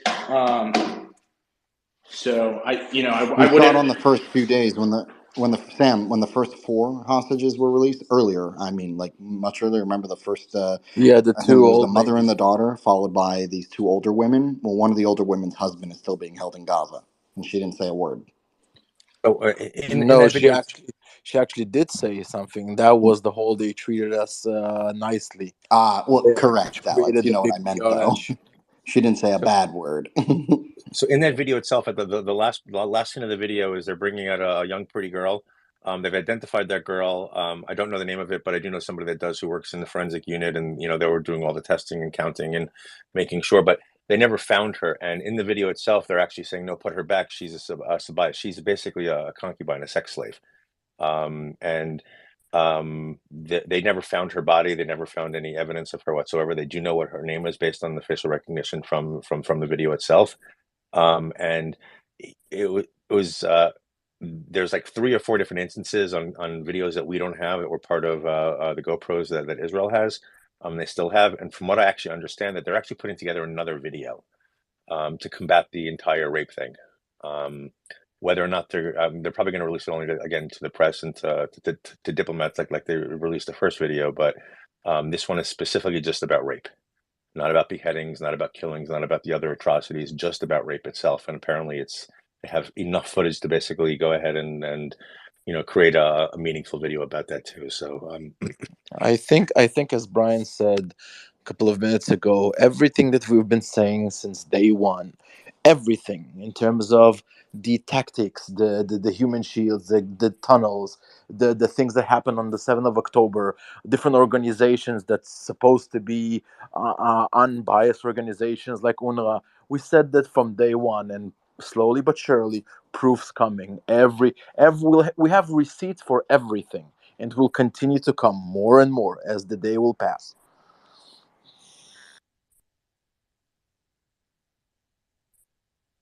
Yeah. Guys, just to restate the obvious for people that don't spend their entire day looking at this stuff, whatever you think is the lowest possible level of genocidal depravity Hamas could stoop to, you're wrong. It will get worse.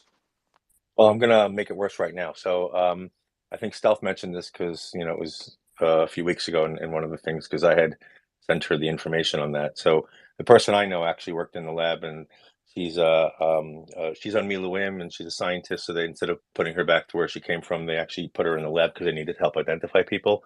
And she didn't see the bodies themselves. She literally just gets test tubes worth of samples and stuff like that with marked.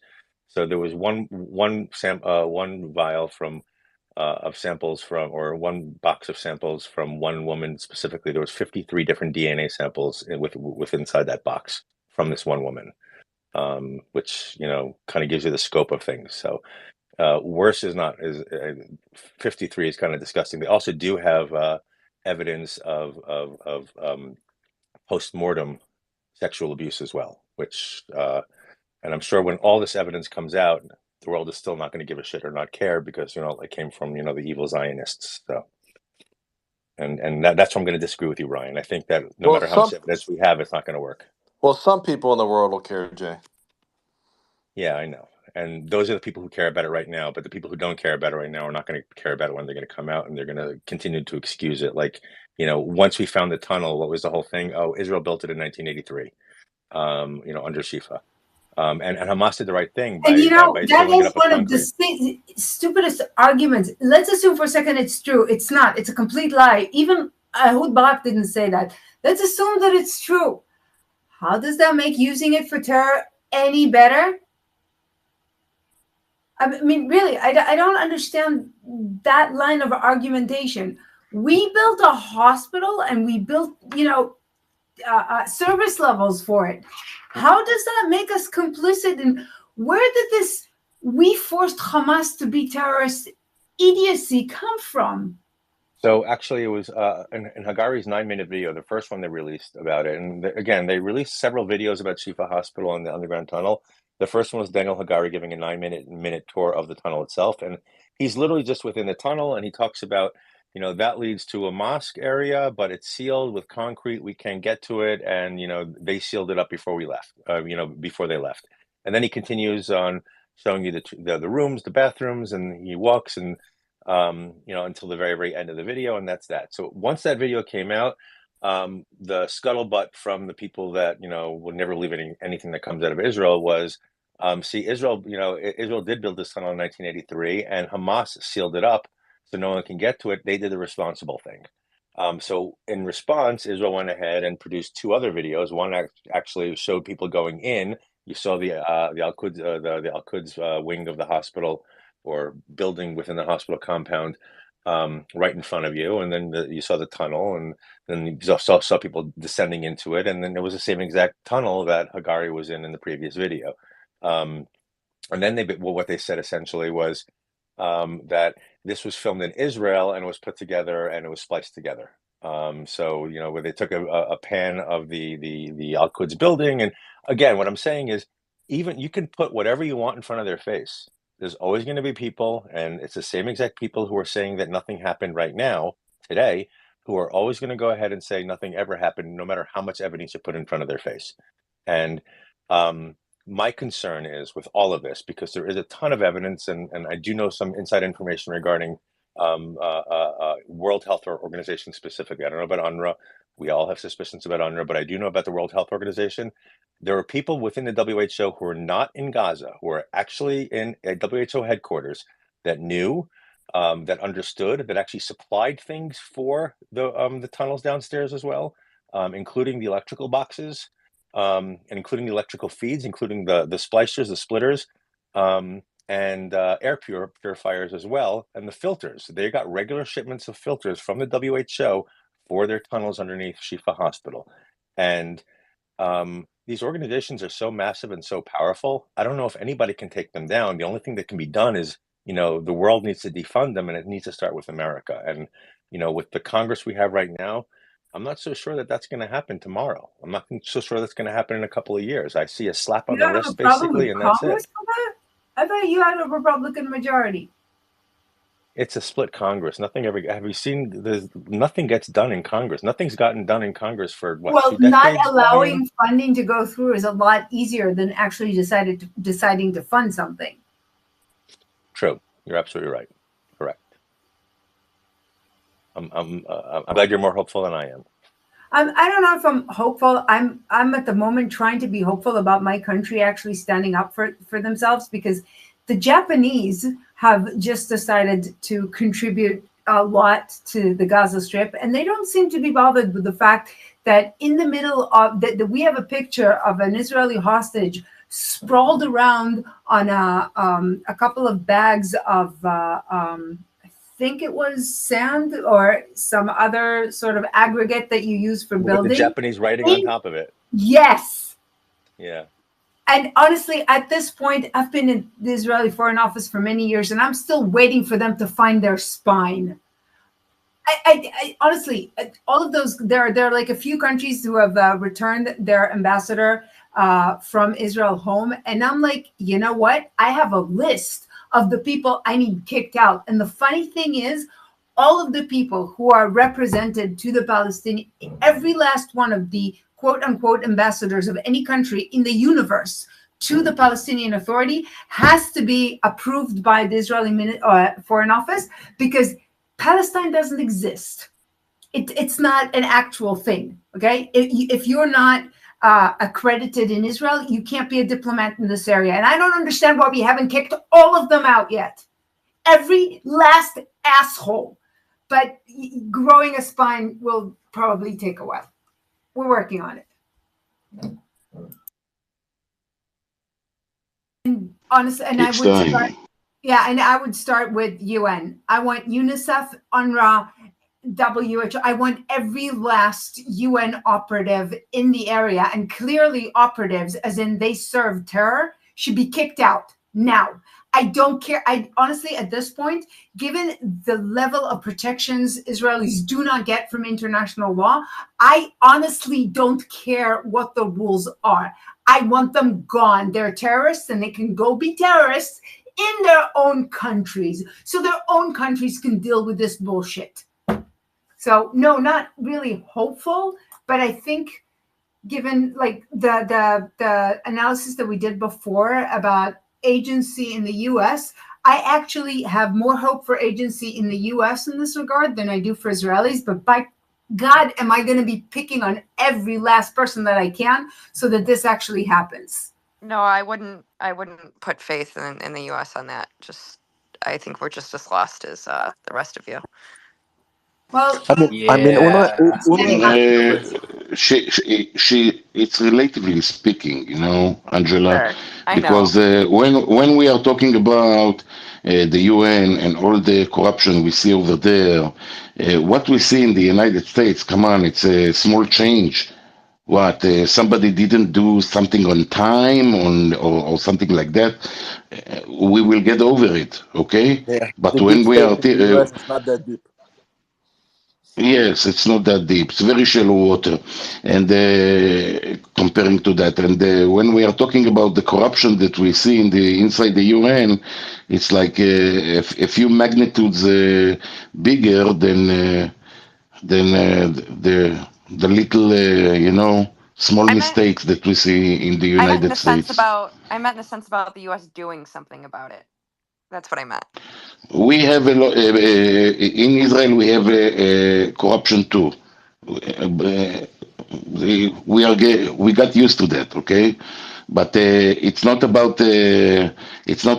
It's about something that it's such a compulsive liars that you can't handle that. There's a limit to how much you can smear and call it something else. I mean, UNRWA as an organization shouldn't have been existed for years now. Basically, this organization has zero purpose right now. It was all created to the placement of Palestinian refugees. That's it. Years Yes, and but it years was before. they were supposed to do education and No, that's medicine and all. all that. What Well, what What what education? kind Have of you seen their education? textbooks? Yeah, what kind? Oh, yeah, that's what I'm about to say. I mean, we know what kind of Do you want to education. speak about it, Giacomo? Yeah, I would love to. I Yeah, mean, please I go mean, ahead. we are financing all this in the United States. I mean, who finances most of the budget of the UN, and for what? I mean, these are all countries and organizations that hate us, that For hate the nothing, you West, can take that money and and throw now, it as you in the saw, trash. how much they hate the Jews, as if you didn't know how much they hate Israel, and I once saw the textbooks of UNRWA that they give to so-called Palestine. I got scared, to be honest with you. And then I have a question to ask all of you. Please ask yourselves and ask your politicians. Why didn't all these countries where the refugees went in 1948 after the partition and after the War of Independence, why didn't Lebanon give citizenship to the Lebanese who were there, to the Lebanese Palestinians? Why didn't Syria give them citizenship? Why didn't Egypt give them citizenship? Why didn't the United Arab Emirates give them citizenship? I mean, look at Turkey, for example, but that's for different reasons.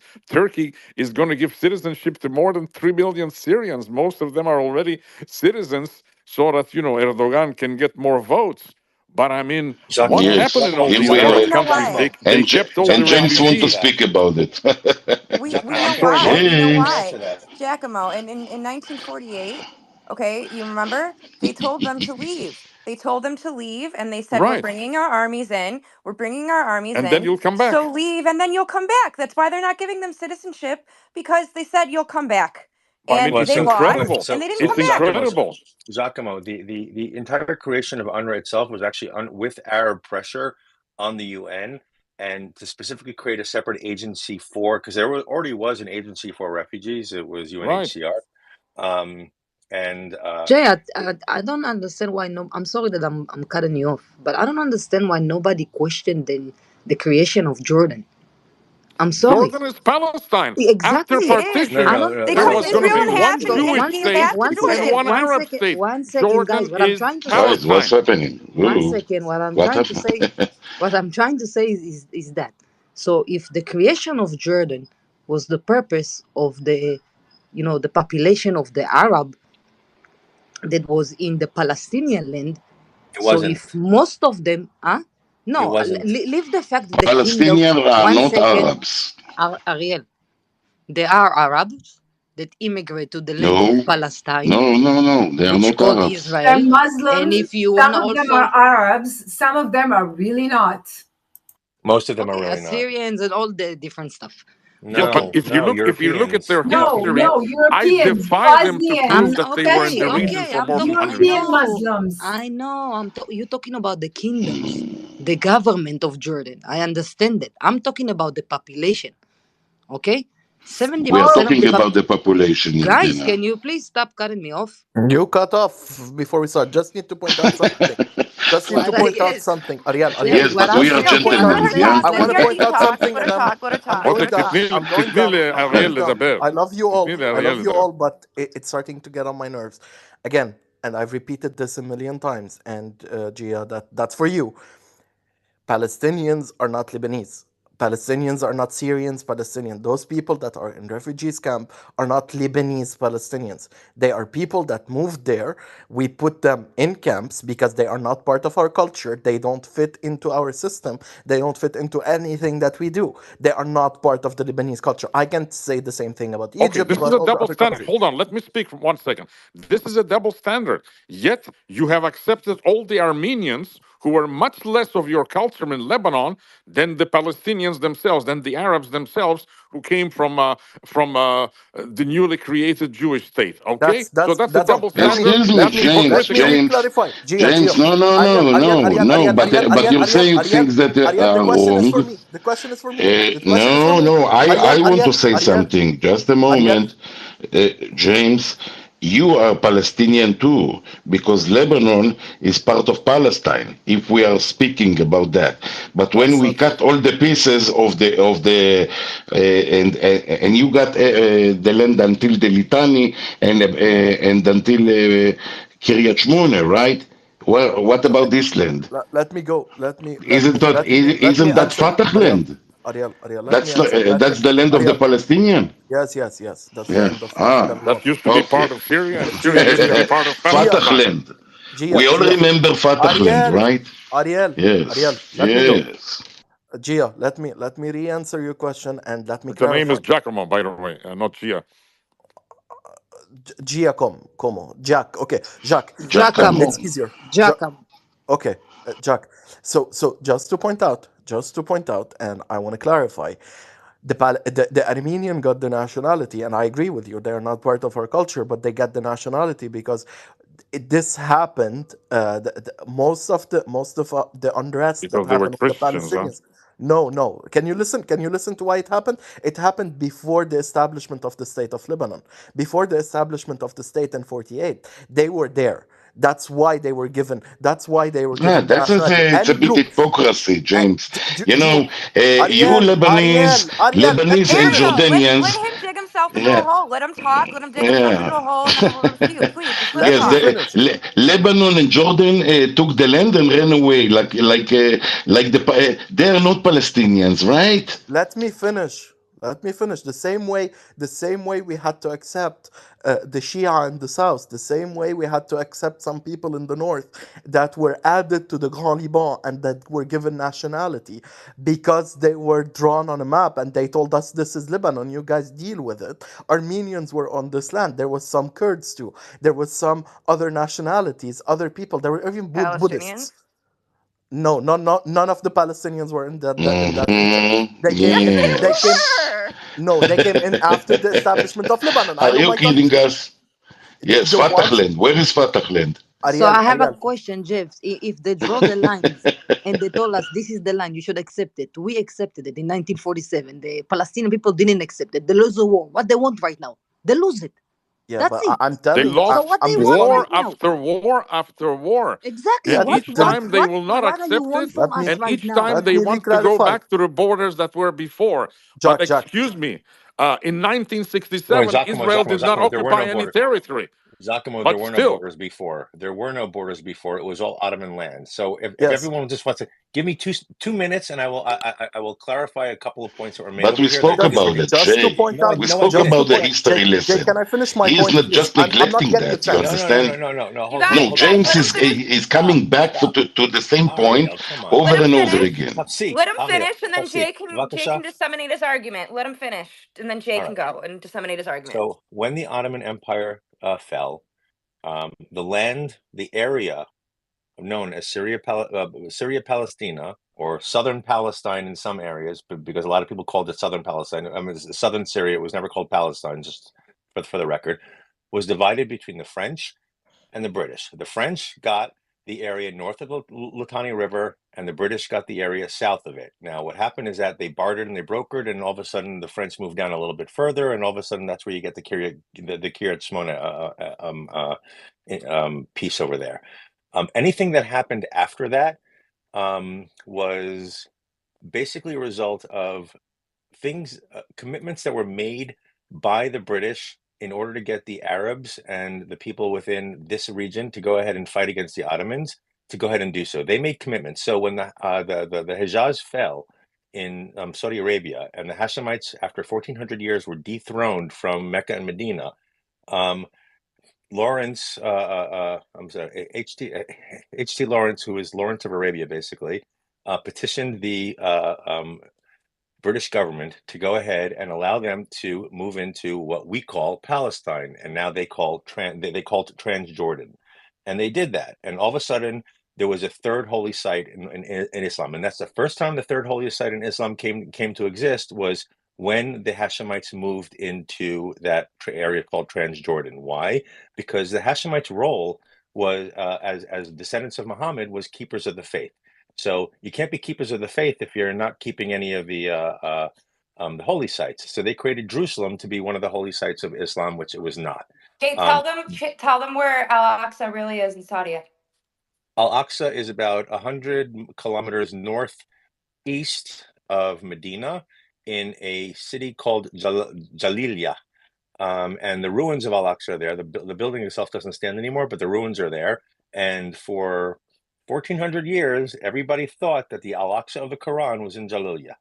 And I think that's now history's changed in the past 100 years, and I don't know how history changes, because history can never change.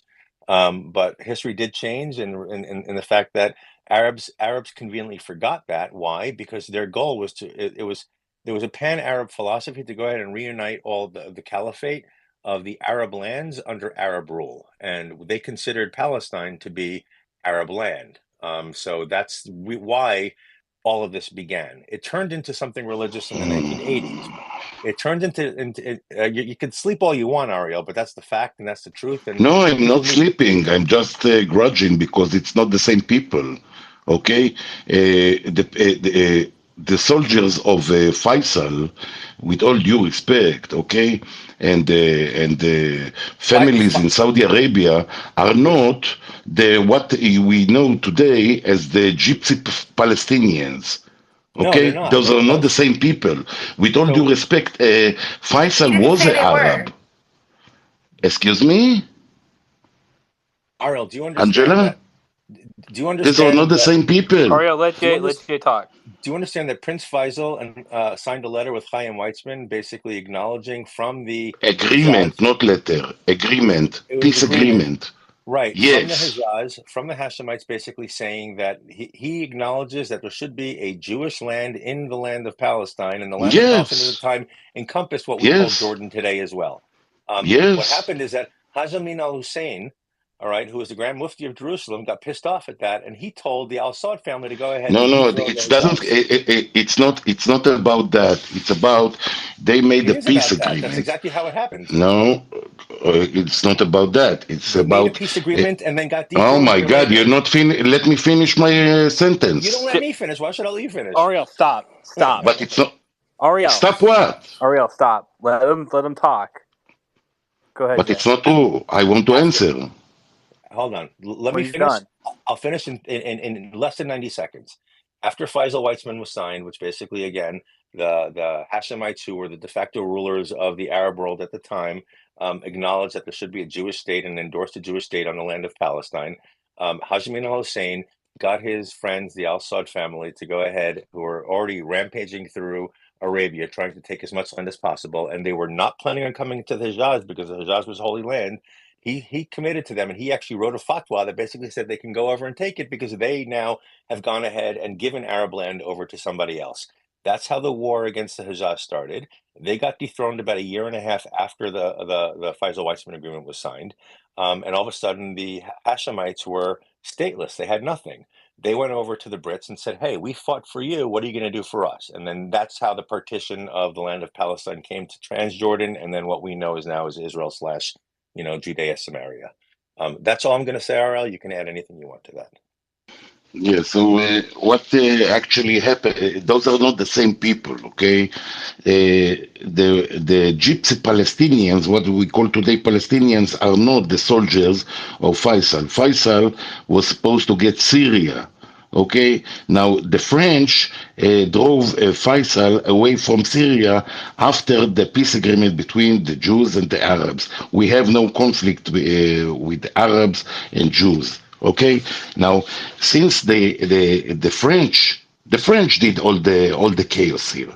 They drove Faisal and his armies from Damascus, and after that, since he was left with no land, and they gave that. We know what happened next with the French.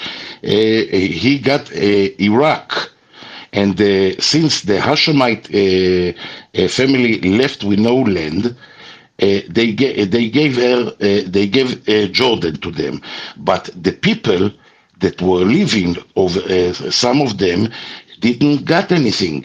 Okay, so but they didn't participate in any kind of operations. They just abused that. Okay, they are not soldiers of Faisal. They are not any soldiers of the Saudis. They are not. Didn't participating in any kind of issue. Now they had a fight with the Brits because they thought that if somebody is getting Iraq, another one is getting Jordan. What will happen with us? It's a situation where everybody is getting something. That's why they started to do a rebel. There was a rebel inside what we call today the state of Israel, and when they started that, the Brits were slaughtering them, not the Jews. The Brits were fighting with them, and they drove away, and they killed actually a few thousands of them. So we just when we are talking about the peoples in our area, we need to be very precise with what we are saying, because you might think that people that are a few gypsies that nobody knows where their origin, you calling them Arabs, that might upset someone. Yeah. So, Giacomo, do you want to add something to that? Yes, I do. Yes, I do. Yes, And please go ahead. thank you. I want to go back to Lebanon a little bit. I want to push back on that because if we look at historically, who are the so called Palestinian Arabs? I mean, the land, really, the land of Israel, Eretz Israel, it was mainly swamps. It was mainly uninhabited, arid land. And yes, there was always Jewish presence, like my relatives. They came from 1492, we think, from Spain, and they lived in Jerusalem ever since, and they spoke Spanish, my friends. Yes, I don't want to shock you. Yes, they spoke Spanish, okay? Of course, also Hebrew later. But who are all these Arabs? I mean, they were fellahim, they were peasants, and they were farmers that came from Syria, that came from Egypt to find work when they were building cities, when they were building kibbutzim and agricultural centers and so on and so forth. So if you challenge any so-called Palestinian Arab, you will see that they cannot trace their history in their family tree to the land of Israel or even to Judea and Samaria for more than 100 Absolutely. years. 100 Giacomo, years is the Giacomo, most. Giacomo. Unless they used to be Jewish before.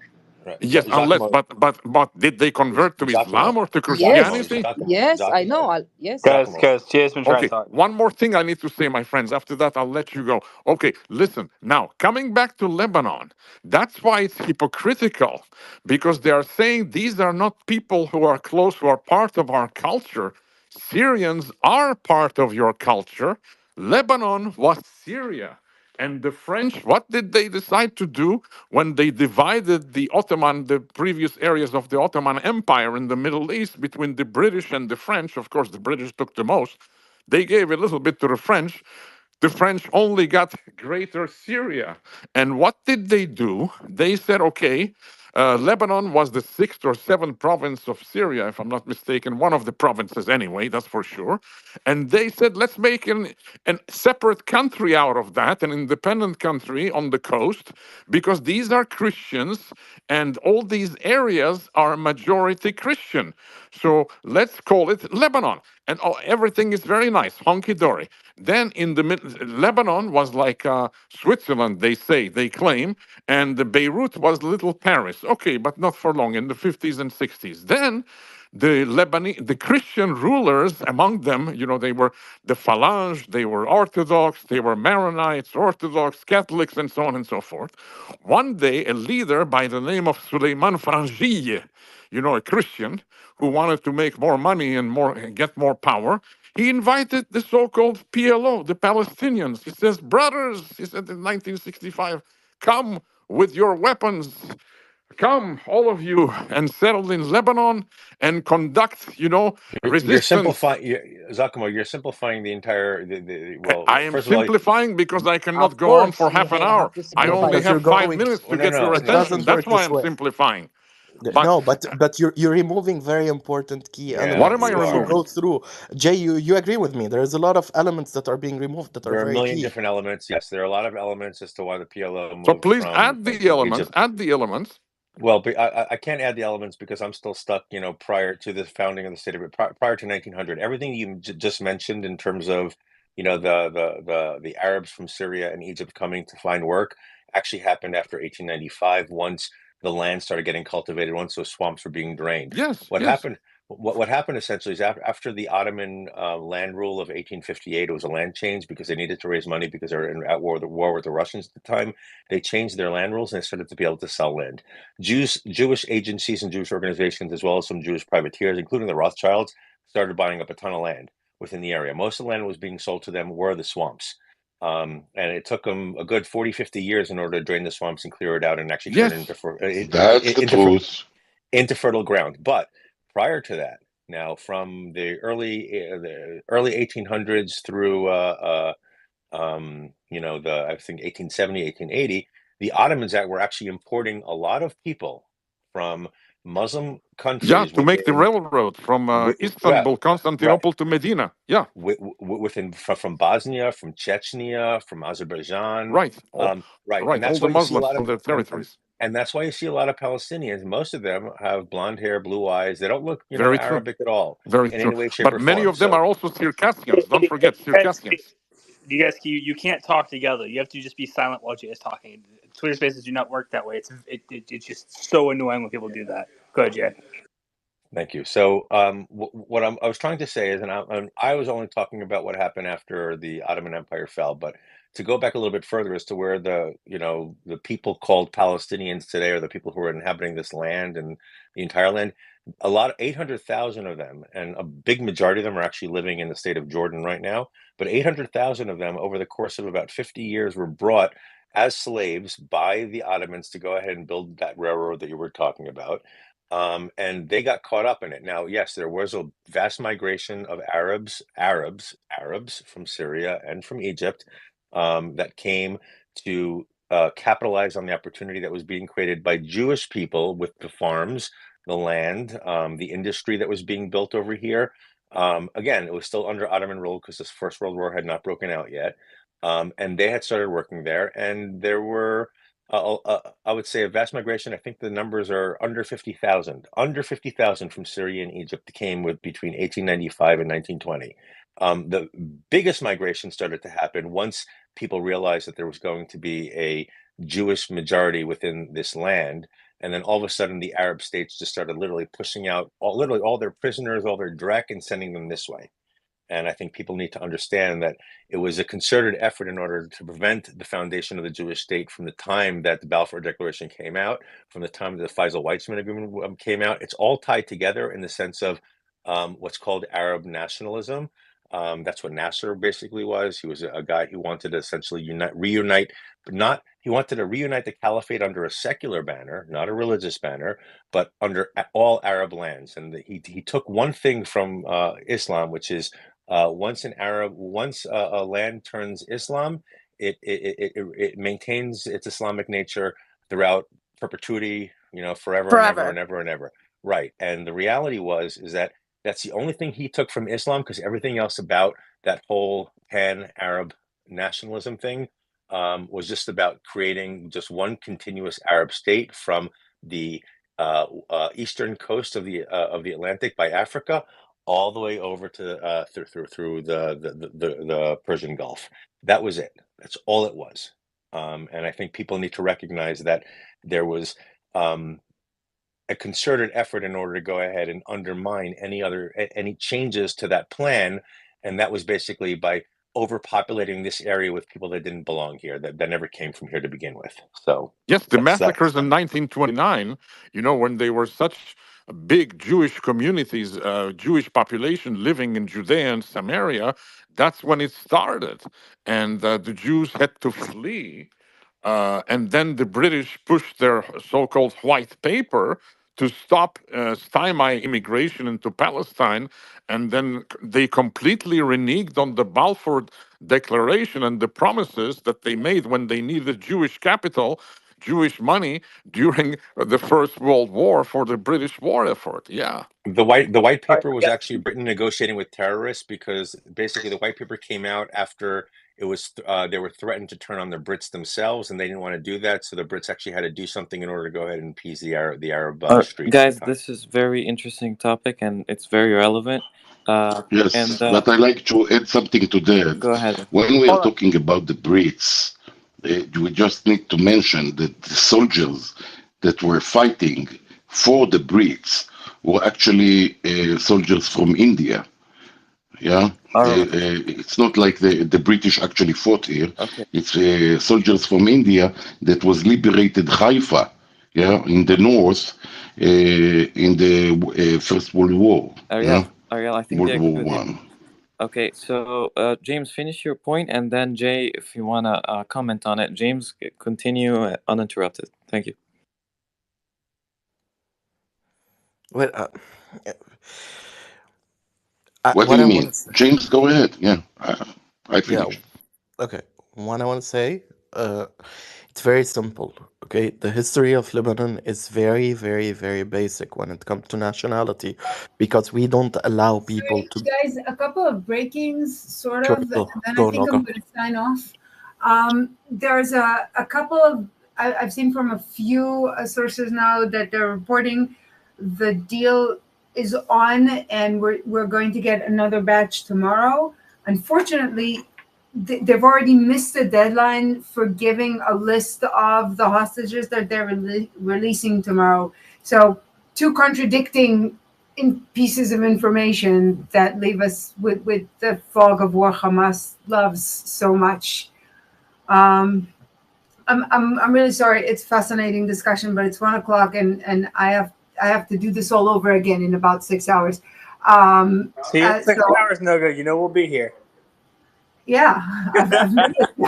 Thank you, Noga. Go ahead. Anyway, I'm signing off, guys. Thank you very much. Good night.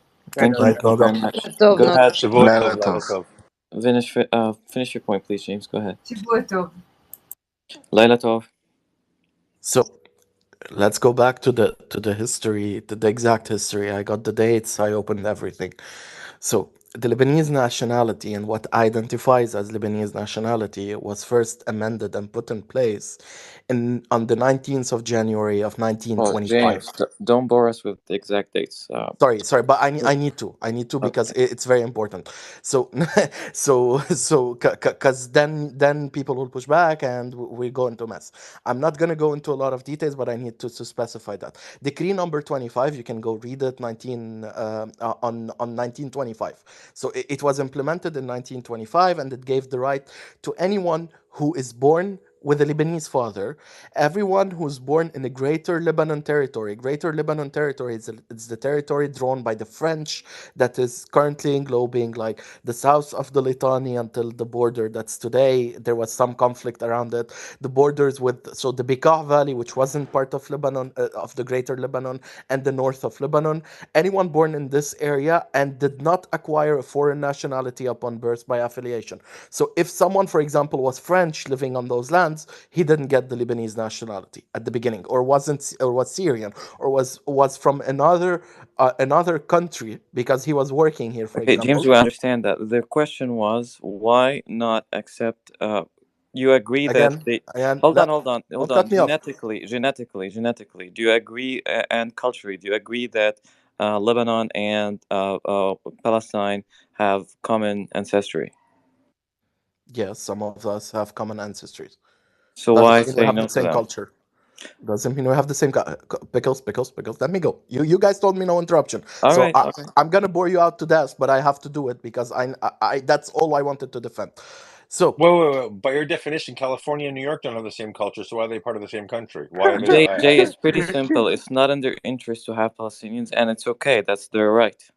yes, just to point out. So and Agreed. then every person that's born in the greater territory of Lebanon with unknown parents or parents of unknown nationality.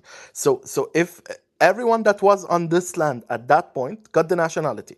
So the Armenian genocide happened in the 1915s. So 13, mainly 12, 13, and there was different dates, but it ended completely in the 1915s. So those people were already on the state of Lebanon. The Nakba, when it happened in 48. People that moved to Lebanon Can you from not the use that Palestine. word? It's serious. It's a propaganda word that didn't Exactly. exist. It did not Okay, exist. It's It not. did not exist until the 1970s. So please don't use that word. okay, So Nakba what? means Which one? a bad day for Arabs. I mean, it's Yes, I mean, yeah. Yeah, but it did not apply to 1948 until the 1970s. So please, it was never sure. used to The describe 1948 conflict, until the let's say that, 1970s. J, let me say that. The conflict that happened in those lands in 1948 pushed people up. Those people that were pushed up But did not. why No, they were the asked. They were conflict asked to leave happened? because 5 countries wanted to Angela, come in no, and but kill Guys, ask him Jews. why. this is not civilized. Let him finish, and then we can tear him apart. It's okay, but this is not civilized. Please. There Why was can a we war. have dialogue back and forth? Can we Yarden, have no, it? no. Yeah, Especially dialogue. you. Dialogue means that you finish. He finishes, and then you talk. Because otherwise, we don't hear anything. Even if it's possible, we just don't hear anything. Go You ahead, know, James. it just makes it where like even if you are having a good rebuttal to someone, if you're doing it while they're talking, no one hears anything from It's just anyone. pointless. Yeah, go ahead, James. And then after James goes, I want to go to Intel Schizo. He's had his hand up for a while, and I don't like to keep that man waiting. Go ahead, James.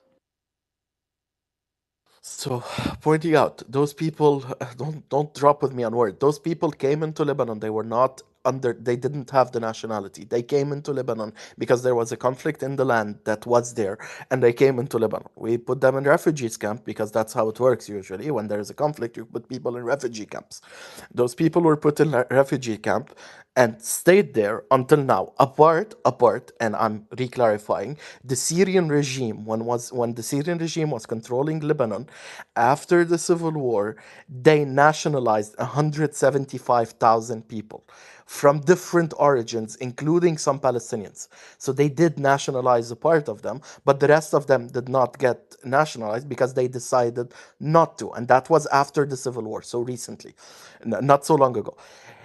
That's the only mass nationalization that ever happened in the state of Lebanon. Lebanon is a state that doesn't accept nationalization to the level where even my wife, if I marry her, can't get nationalized very easily Sounds like because Japan. Yes, it's very hard. It's very hard to get the Lebanese nationality for different reasons because we don't have a unified. Let's say we have an identity, but we don't agree on it yet. So we're working our quirks in the country. Those peoples that live in those refugees camps, similarly to the Syrians that live in the Syrian refugees camp on the border, are not Lebanese. There is no vocation for the country of Lebanon as a country to nationalize people because we don't have that in our constitution or in So, our national. You can read Decree 15. It's very, very simple. James, let It's me seven summarize. articles. Let me summarize. So you got tired of too much diversity. You decided to have enough of yours, I guess. That's Yeah. literally the best way to say that. They don't want any more people. All right. That Yes, we want to deal with we're schizophrenic. Let us deal with what we have, and then we see what we can accept. Yeah, it That worked that's out that's the only perfectly. request. Yeah, it worked out perfectly. So you just didn't want to add another ingredient. I just want to add before we go to Intel, and James, correct me if I'm wrong, but the unofficial reason why they were not given nationality is because there was the idea that if you do and they assimilate, then they cannot, then you lose the right of return or at least the claim to do so. So a lot of the Arab countries just didn't give them the nationality because then they cannot claim that they can go back to Palestine, and it As was I just said, assimilate. back in Correct or no? after the civil war, there was a request that was sent to any person who is in the Palestinian camp, if they wanted by the Syrian regime to come and register, lose their chance of identifying in any other way to the Palestinian claim, Were they called and traitors? what? Were they called traitors? They left the camps, so they are not Yeah. part of the camps anymore. They Were are they called Lebanese. traitors by the other guys who were in the camps? Oh yeah, there was a war. There was hits on those people. But Important just part. Go just to ahead. Yeah. re-clarify, those people were nationalized. 175,000 peoples were nationalized because they asked for it. And that was the only time that we accepted renationalization of any refugees in the region after the 1925 decree 15. So this is a fact. This is not, I'm not saying what I prefer, what I don't prefer. That's a complete fact of how the Lebanese system works. And this is why those people are not Lebanese. And there is no vocation in Lebanon. Every single president that came to Lebanon has a list of people that they need to nationalize and have it nationalized because we don't nationalize. It's James, our it's are our you law. an ultra nationalist? Yes. All right. Thank you. Intel, go ahead. Wait, hold on. James, quickly, before Intel goes, I want you to look up inside the nest while Intel's talking. I want you to go ahead and look at the video of Mahmoud Abbas talking, and I want you to tell me exactly what the Nakba was after Mahmoud Abbas actually goes ahead and talks about what the Nakba was. Go ahead. Go ahead, I bet Intel. Sorry. you will agree in a certain way, but Intel, go ahead. Yeah, James is pretty reasonable, but he just sometimes is misunderstood. Go ahead, Intel. Yeah, this whole back and forth on the history stuff, fascinating. Like Ottoman Rail and all that, cool beans. I think the more relevant to the conversation isn't like the Syrians and the Chechens that were brought in for the construction of the railroad in the late 1800s. In terms of today, I think the better context would be the end of just the end of World War One, with the establishment of the OETA, which is the Occupied Enemy Territory Administration, right? So that's with the British, the French, and the Arabs having split control over pretty much what's now Lebanon, Syria, Jordan, and Israel, Palestine. That OETA, right, culminates from the end of World War One through 1920, and that's E. when Lawrence helped establish it. Yep, and then after 1920, that's where everyone kind of came to the maps and said, "This is going to be yours. This is going to be yours. This is going to be yours." Well, there was a bunch of disagreements still over promises made during the war, which is where the context of all of these events that are happening now starts to come into play. The Franco-Syrian War, right, where the French go to war against the Hashemite kingdom with Syria. That conflict spilled over from Syria and Lebanon into British Mandate Palestine, right? You had all the precursors to the PLO were born during this conflict. You had, not to be confused with the Black Hand in Serbia, you had the Black Hand of Syria, which was its own little group. It wasn't very big, but they're pretty much a couple hundred people that went around killing Jews and British people. That was the first group. Then you also had, I'm trying to remember some of the other ones because they're very long names. You had the Society for the Defense of Palestine. That was another group that was born out of the Franco-Syrian War from Syria, that then entered British Mandate Palestine, fought against the British, even though the war was against the French. You had the Higher National Committee, the Central Committee of National Jihad in Palestine, also from Syria, the Arab Liberation Army, the Army of the Holy War, also coming out of this conflict with France. And then you pretty much had a litany of much smaller groups that the British tend to describe as like brigands and highwaymen and stuff, but the smaller cells aren't really as important. So I think from a history side, I think the better contextualized point is to start at the occupation of enemy territory administration, because like all this shit kind of spins out from that, and from 1920 through the end of the Franco-Syrian War, which kind of creates a lot of the precursors of the modern movement, right? Because all these groups were born out of the conflict with France when they got their ass handed to them, right? You had King Faisal got exiled to Iraq, which was another British occupied, influenced state at the time. But all these precursor groups then decided that they were going to take their beef with the British. And you had, like we talked like last night, I was getting sick in one space. It was just 1948, like every third word was 1948. And it's like the conflict started 28 years earlier, specifically. Like the groups, the Arab groups were already Absolutely. ransacking through what's now modern day Israel. There was also Israeli Zionist groups as well. I think there was like 3 or 4. But Right. they were And, minor. In the and, Minor. communal and war. But all rapid. this really spawns out of the enemy occupation territory administration. I do want to push Perfect. back on one thing you said in Intel.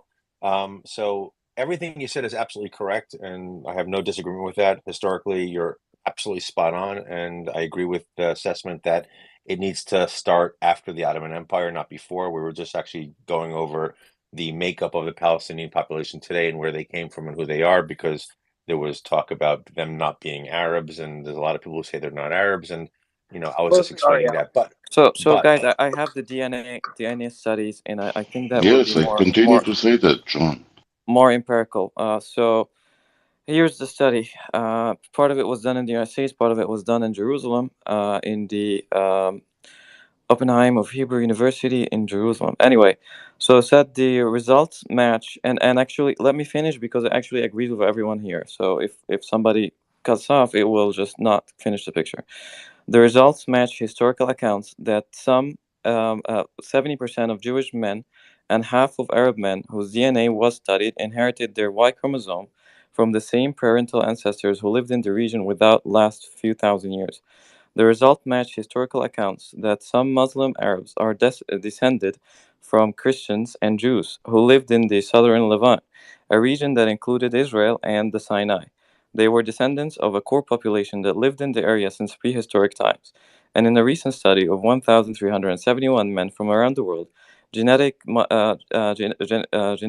Michael Hammer of the University of Arizona in Tucson found that the Y chromosome in Middle Eastern Arabs are almost indistinguishable from that of the Jews. Intrigued by these genetic similarities between two populations, the geneticist Ariella Oppenheim of Hebrew University of Jerusalem, who collaborated on the early study, focused on Arab and Jewish men. Her team examined the Y chromosomes for 119 Ashkenazi and Sephardic Jews and 143 Israeli and Palestinian Arabs. Many of the Jewish subjects were descended from ancestors who presumably originated in the Levant but dispersed throughout the world before returning to Israel in the past few generations. Most of the Arab subjects could trace their ancestry to men who had lived in the region for centuries or longer. The Y chromosomes of many of the men had key segments of the DNA that were so similar that they clustered into just 3 of the many groups known as haplogroups. Other short segments of the DNA called microsatellites were similar enough to reveal that the men must have come from common ancestors within the past several thousand years. The study reported as a Human Origins of Disease conference will appear in the upcoming issue of Human Genetics. Just a quick comment. The article proves that the people of Israel actually originate from that origin, that even after thousands of years, when they came back, you can trace their ancestry to the area.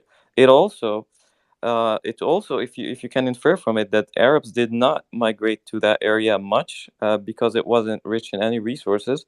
So most of the people who lived there, who were very few, were actually local to that area, but it was mostly uninhabited. So basically, that says that Palestinians are not Arabs. They are from the Levant in a way, but they weren't necessarily. Many of them were not necessarily living in Palestine till very recently. And basically, the article says that they have very common ancestry, but time and religion and many other factors drove them apart, and now they are back together, but things are not working out. That's basically my 2 cents. Hey, Anybody? Thank you very much. Yes, Mr. Pickle, I just wanted to add one thing to what Intel said. So the Palestinian Nationalist Organization, the PLO, was not created out of anything that happened in 1920 or anything after that. It was created actually in Moscow, and it was specifically for the purpose of destabilizing Western interests within the Middle East. And that's proven, and that's there's a lot of evidence to that. But to what Mr. Pickle had actually said specifically, so if you look at Ottoman records, there were a lot of people when the Ottomans came, and Ottomans controlled the land for hundreds of years. They took a lot of people out of the Levant, as Mr. Pickle referred the area as, and brought them in populated areas within Europe, within Western Asia, which is why you have the Chechen population, the Bosnian population, which is why you have the Azerbaijanis and the Armenians, and even some people from some of the stands like Dagestan.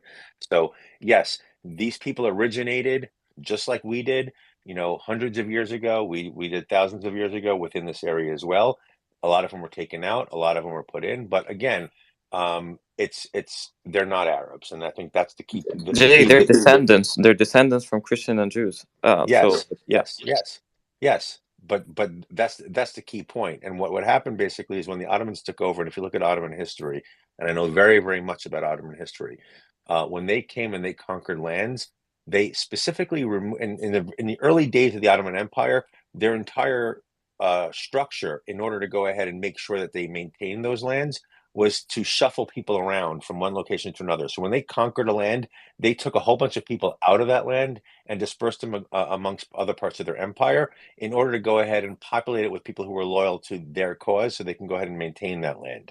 And I think that's a crucial part. So we can go back even 1,500 years. We can go back 2,000. We can go. It doesn't make a difference. I think what Intel said specifically was absolutely correct. If you want to talk about the Palestinian-Israeli conflict right now, you need to start after the Ottoman Empire. You need to start with the OTE.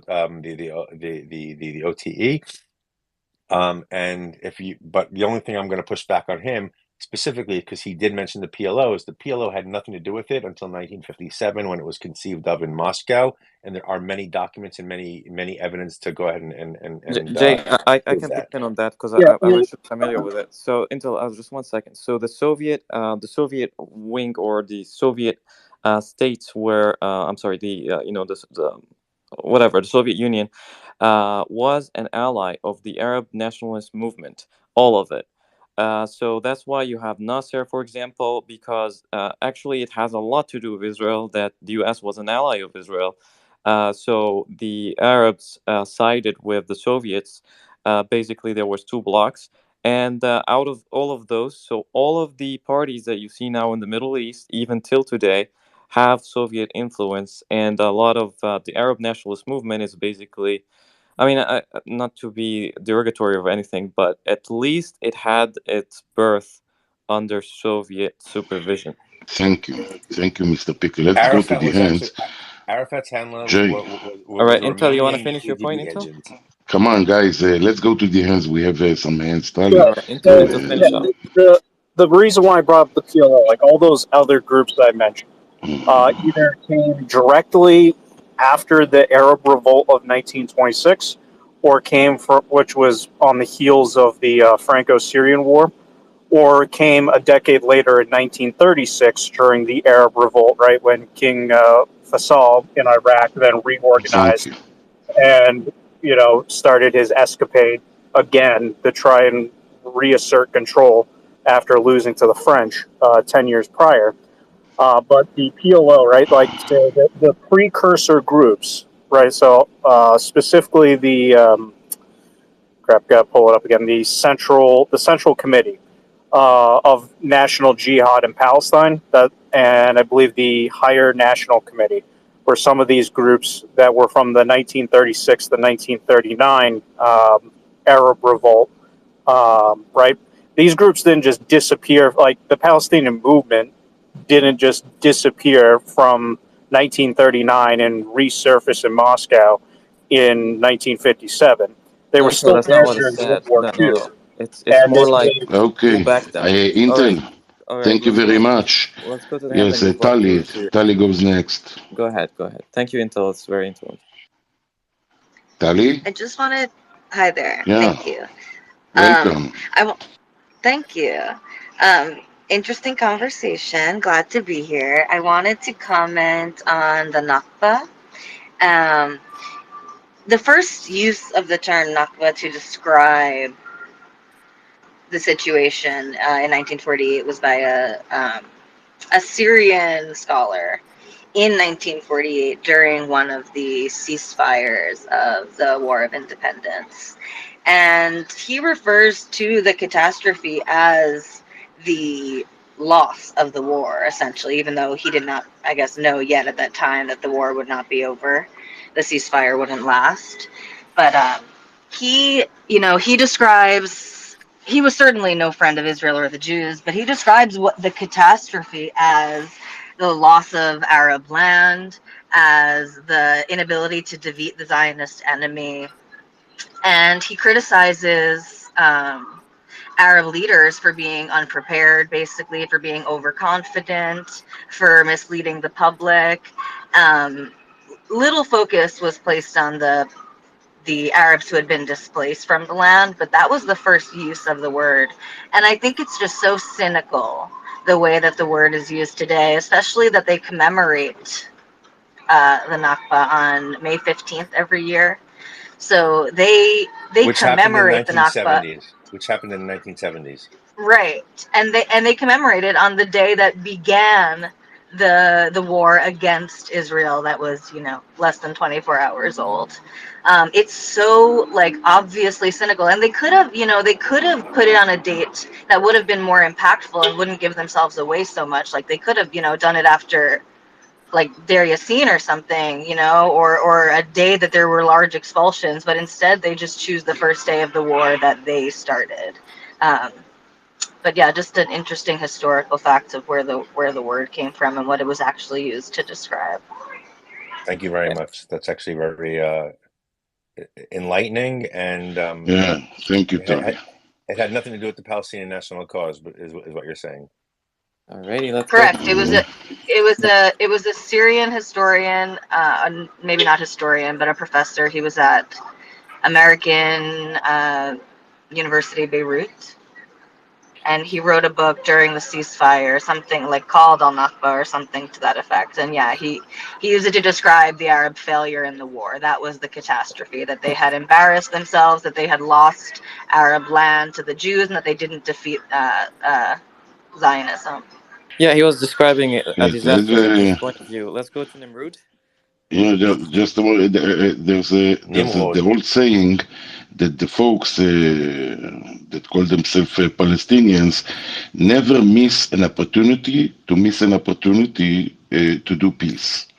So But that's even something that is a repetitive behavior of this gang.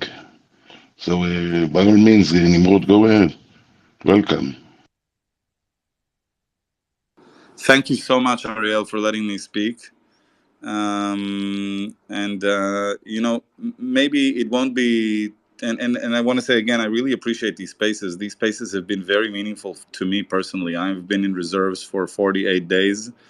I serve in the Israeli unmanned airborne vehicle, one of the most active unmanned airborne vehicle units in the army. I'm not speaking on behalf of the army, on behalf of Israel, but because I'm not inside Gaza, my service enables me to, sometimes check out. That's the nature of drones. You're in the mission when you're in the mission. You're out of the mission when you're out of the mission.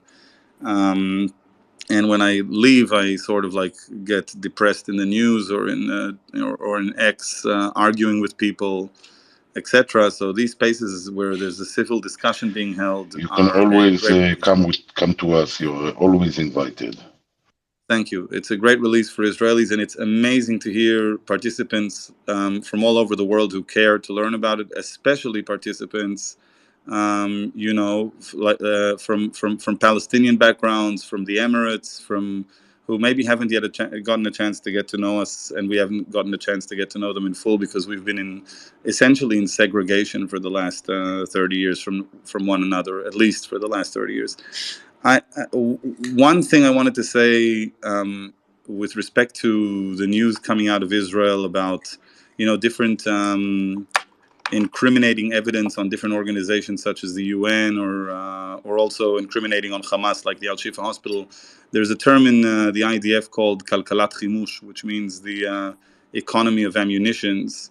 And I believe that the IDF is going to be very specific about the economy of evidence because the Hamas is now going to spend a week collecting its, basically directing its version of Israeli genocide and drip feeding it to the public to create pressure on us to not re-engage in the war. And I believe that the IDF will drip feed its own evidence. So even if you don't feel like you have everything, you'll see evidence coming in every day. But then I face this, and this is the point I wanted to get to.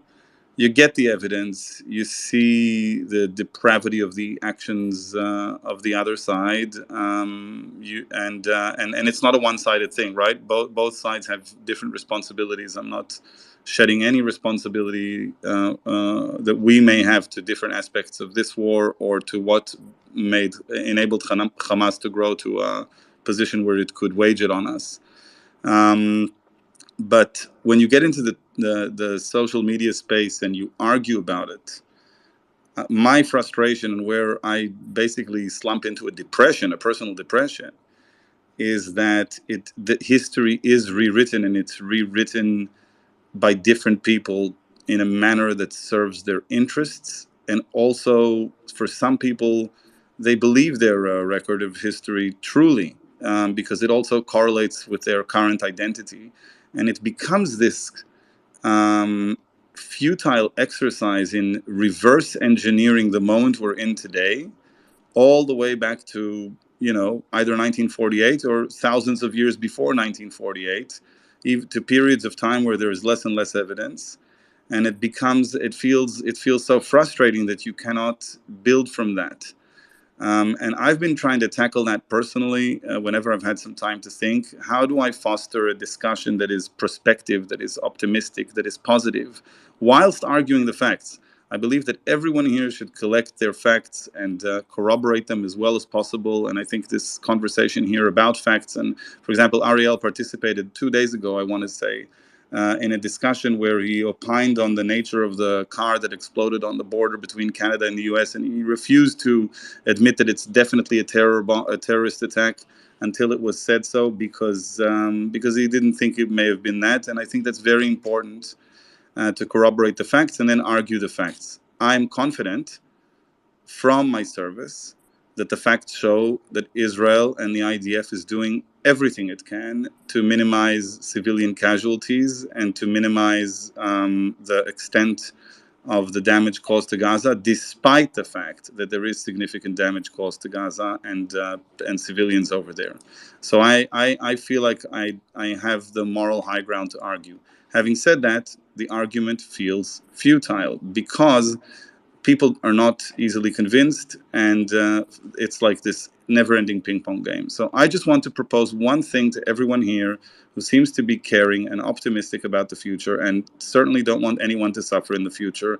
And I hope that nobody here has hallucinations that Israel will disappear, nor do I hope that anybody has hallucinations that the Palestinians will be transferred out of Gaza, or certainly not killed.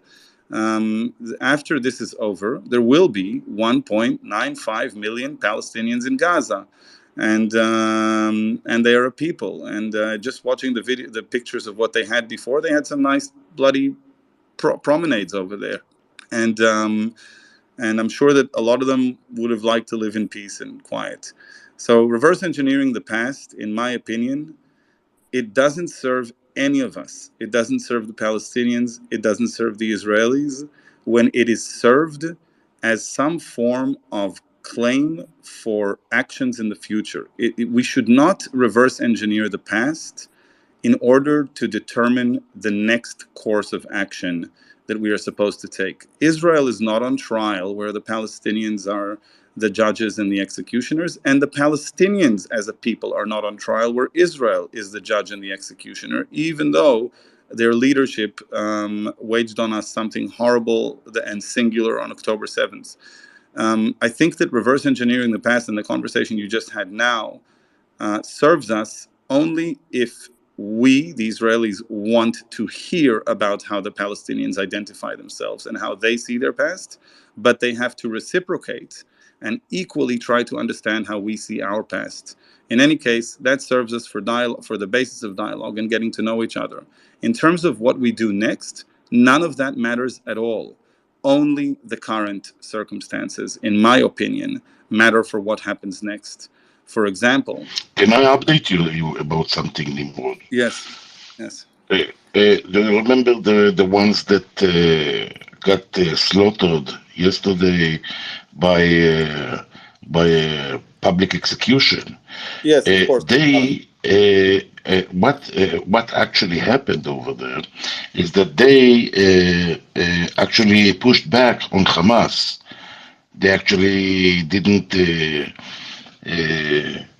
they Conform. didn't celebrate it with them. They didn't want to celebrate with them. They didn't want to encourage Hamas. So Hamas thought, the people of Hamas over there thought that this is very strange, that they don't want to encourage Hamas, and they were pushing back. So they killed them. That's why they thought that they were collaborating. Yeah. Yeah.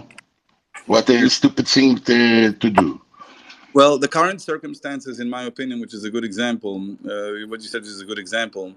The current circumstances are that the Palestinians are in a weak position vis-a-vis the Israelis. I think that if the Palestinians want to improve their future, they must arrive either independently or through this war, which I hope will be followed through on and will eliminate Hamas. They must arrive at a leadership that is willing to make sacrifices on principles of theirs, and I equally believe that the Israelis need to change leadership in order to find leaders who are willing to sacrifice. I think that when you speak about sacrifice going No, forward, don't go there. Don't go there, Nimrod. not into Don't go there. politics, not into Yeah. politics. Not I'm into saying to politics. Yeah. not into politics, not into politics. I'm saying, as a general statement, I think that whatever leaders we have, even if they are our current leaders, at the end of the day, Nasser in 1979, in 1977, got on a plane and flew over here and also died for it later on. So it could also be current leaders who waged this You mean war. Sadat, yeah. Sadat, sorry, pardon Who me. who didn't offer the Palestinians peace and so on, and No, all the benefits and all what no, they ever wanted? Didn't you give them everything that they ever wanted? again, I do not think that I do not think that the past serves in terms of determining the future. Yes, we can learn the other side. Okay. They refused it. I'm saying that going forward, I think that when I argue with people, I tell them openly, listen, in all honesty, Israel is not going anywhere. It exists.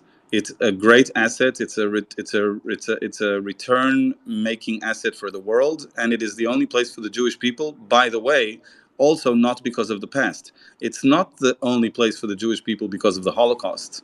The Holocaust was the trigger for Israel to become Israel in 1947. It's the only place for the Jewish people because there is no landmass around Israel where there are more than 0.2% Jews. If anybody was able to show us that, maybe that would have shown an alternative. In the present, there's nothing in the present that alludes to the fact that Israel is going anywhere. So the Palestinians have to work with that, regardless of war crimes, regardless of anything they think that was committed towards them. They have to work with that. I also Okay. that's what I wanted to say. Thank you. So Thank you. first of all, I want to thank you for your service, and I have a daughter in Totchanim, and I have a son in Palchatz, and his unit was actually in Zikim. They were the Kavod, first to arrive there. kavod. So I do want to say that I agree with 99.9% of what you're saying. One thing I want to disagree with is that the reason why the past keeps on getting brought up over here is because that's all they're claiming. They're claiming the past. They're claiming the historical reference. They renamed the Kotel, the Western Wall, the Al Barak Wall. They've renamed Sebastia in terms of their heritage site, Yericho, their heritage site. According to UNESCO, again, the world is actually siding with them when it comes to these claims itself. Um, what I do want to say, actually, well, I do want to comment on one thing that you mentioned regarding, Israel's desire not to go ahead and slaughter as many Palestinians as we possibly can, because if we wanted to already, we would have leveled Gaza. So according to, and this is using Al Jazeera numbers, which is they said about 25,000 tons of munitions have been used to level Gaza right now, or northern Gaza. So that's about 0.56 deaths per ton of bombs. And if you actually consider what the rest of the world has done over the past, 80 years, Dresden was about 6.5 deaths per ton of bombs. Hiroshima was 7 deaths per ton of bombs.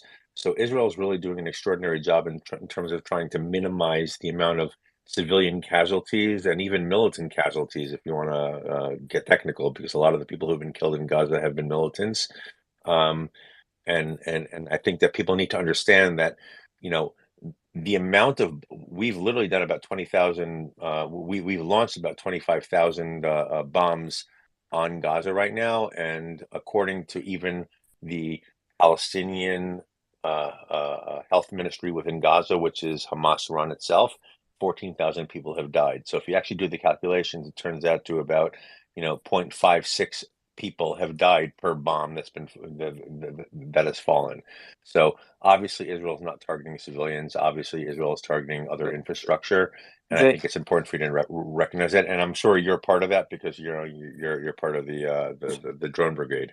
and Jay, let's just make a point that he is serving at the moment, or at reserve, but serving, and he has this compassion. So if they were, if the Israeli soldiers were just like trying to, kill everyone, I mean, we have someone that we disagree with that he is being too compassionate, and he's literally serving at the moment. So let's Well, just sink in. first of all, thank you for your responses and your reactions, and for your support. Regarding compassion, I wouldn't have it any other way. I have 2 daughters. I very much believe in the cause. I think that Hamas needs to be eliminated. I feel slightly responsible for living through a time where Hamas grew stronger and stronger over time on our borders. I do think that And bro, the past is in the past. What do you think is the path forward? The past is in the past. So the path forward in my mind, my greatest concern is the family members of the 14,000 people who died and the few more thousand who will die. Absent tight, consistent, daily support. I'm not talking about dumping a bunch of money on some organization and letting it run the place, be it the PLO or the Palestinian Authority or the UN or a few countries or something.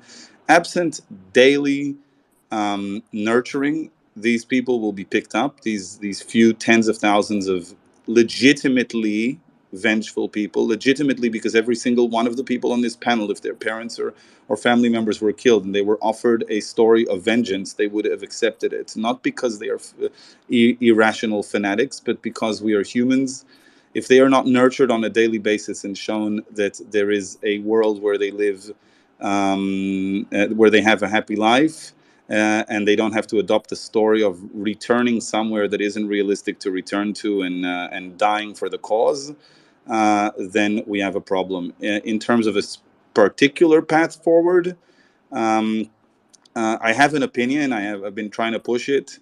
I think that in any case, is the IDF, that it's almost a given that the IDF will spend military time in Gaza for a long time to monitor that no, organization with arms grows there, be it Hamas regrowing or a different organization, in order to give the Israeli people the security that they need to repopulate the towns around the Gaza Strip.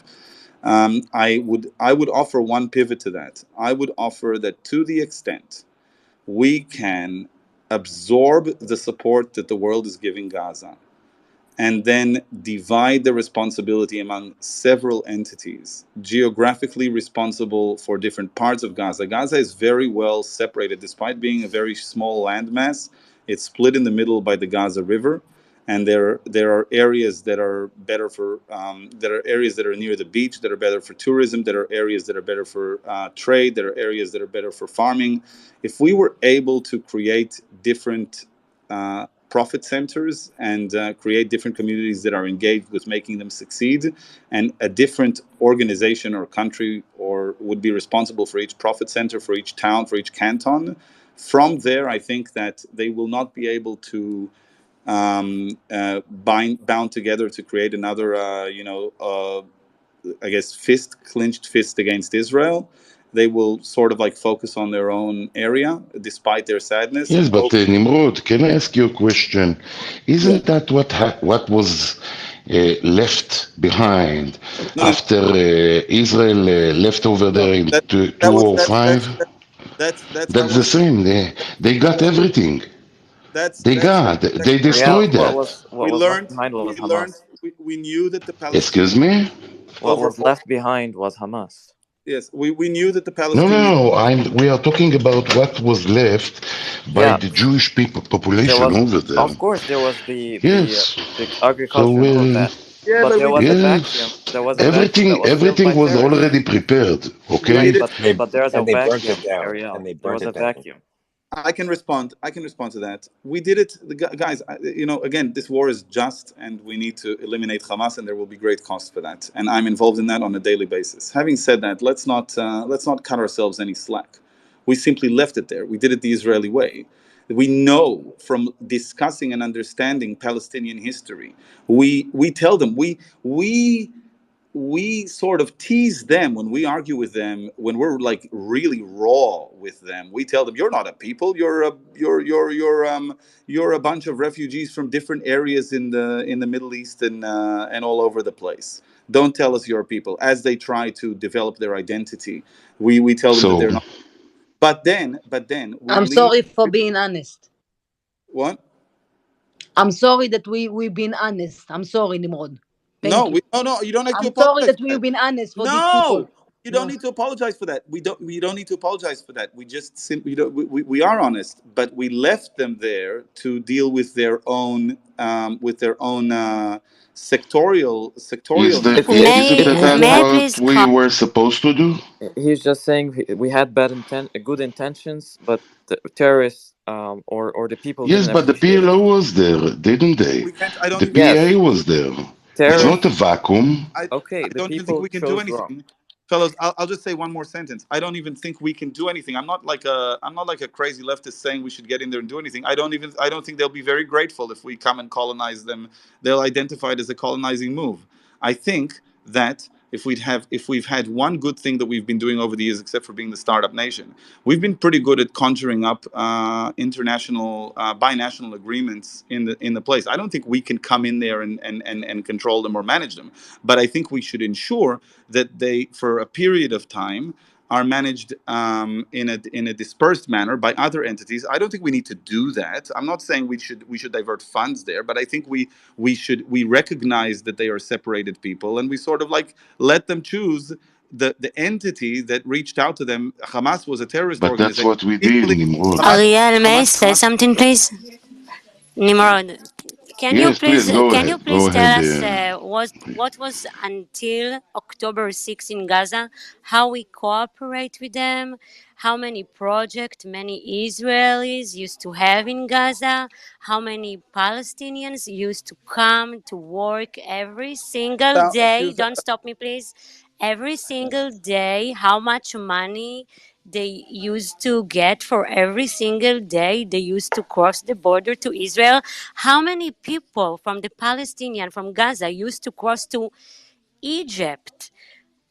Like, what are you talking about?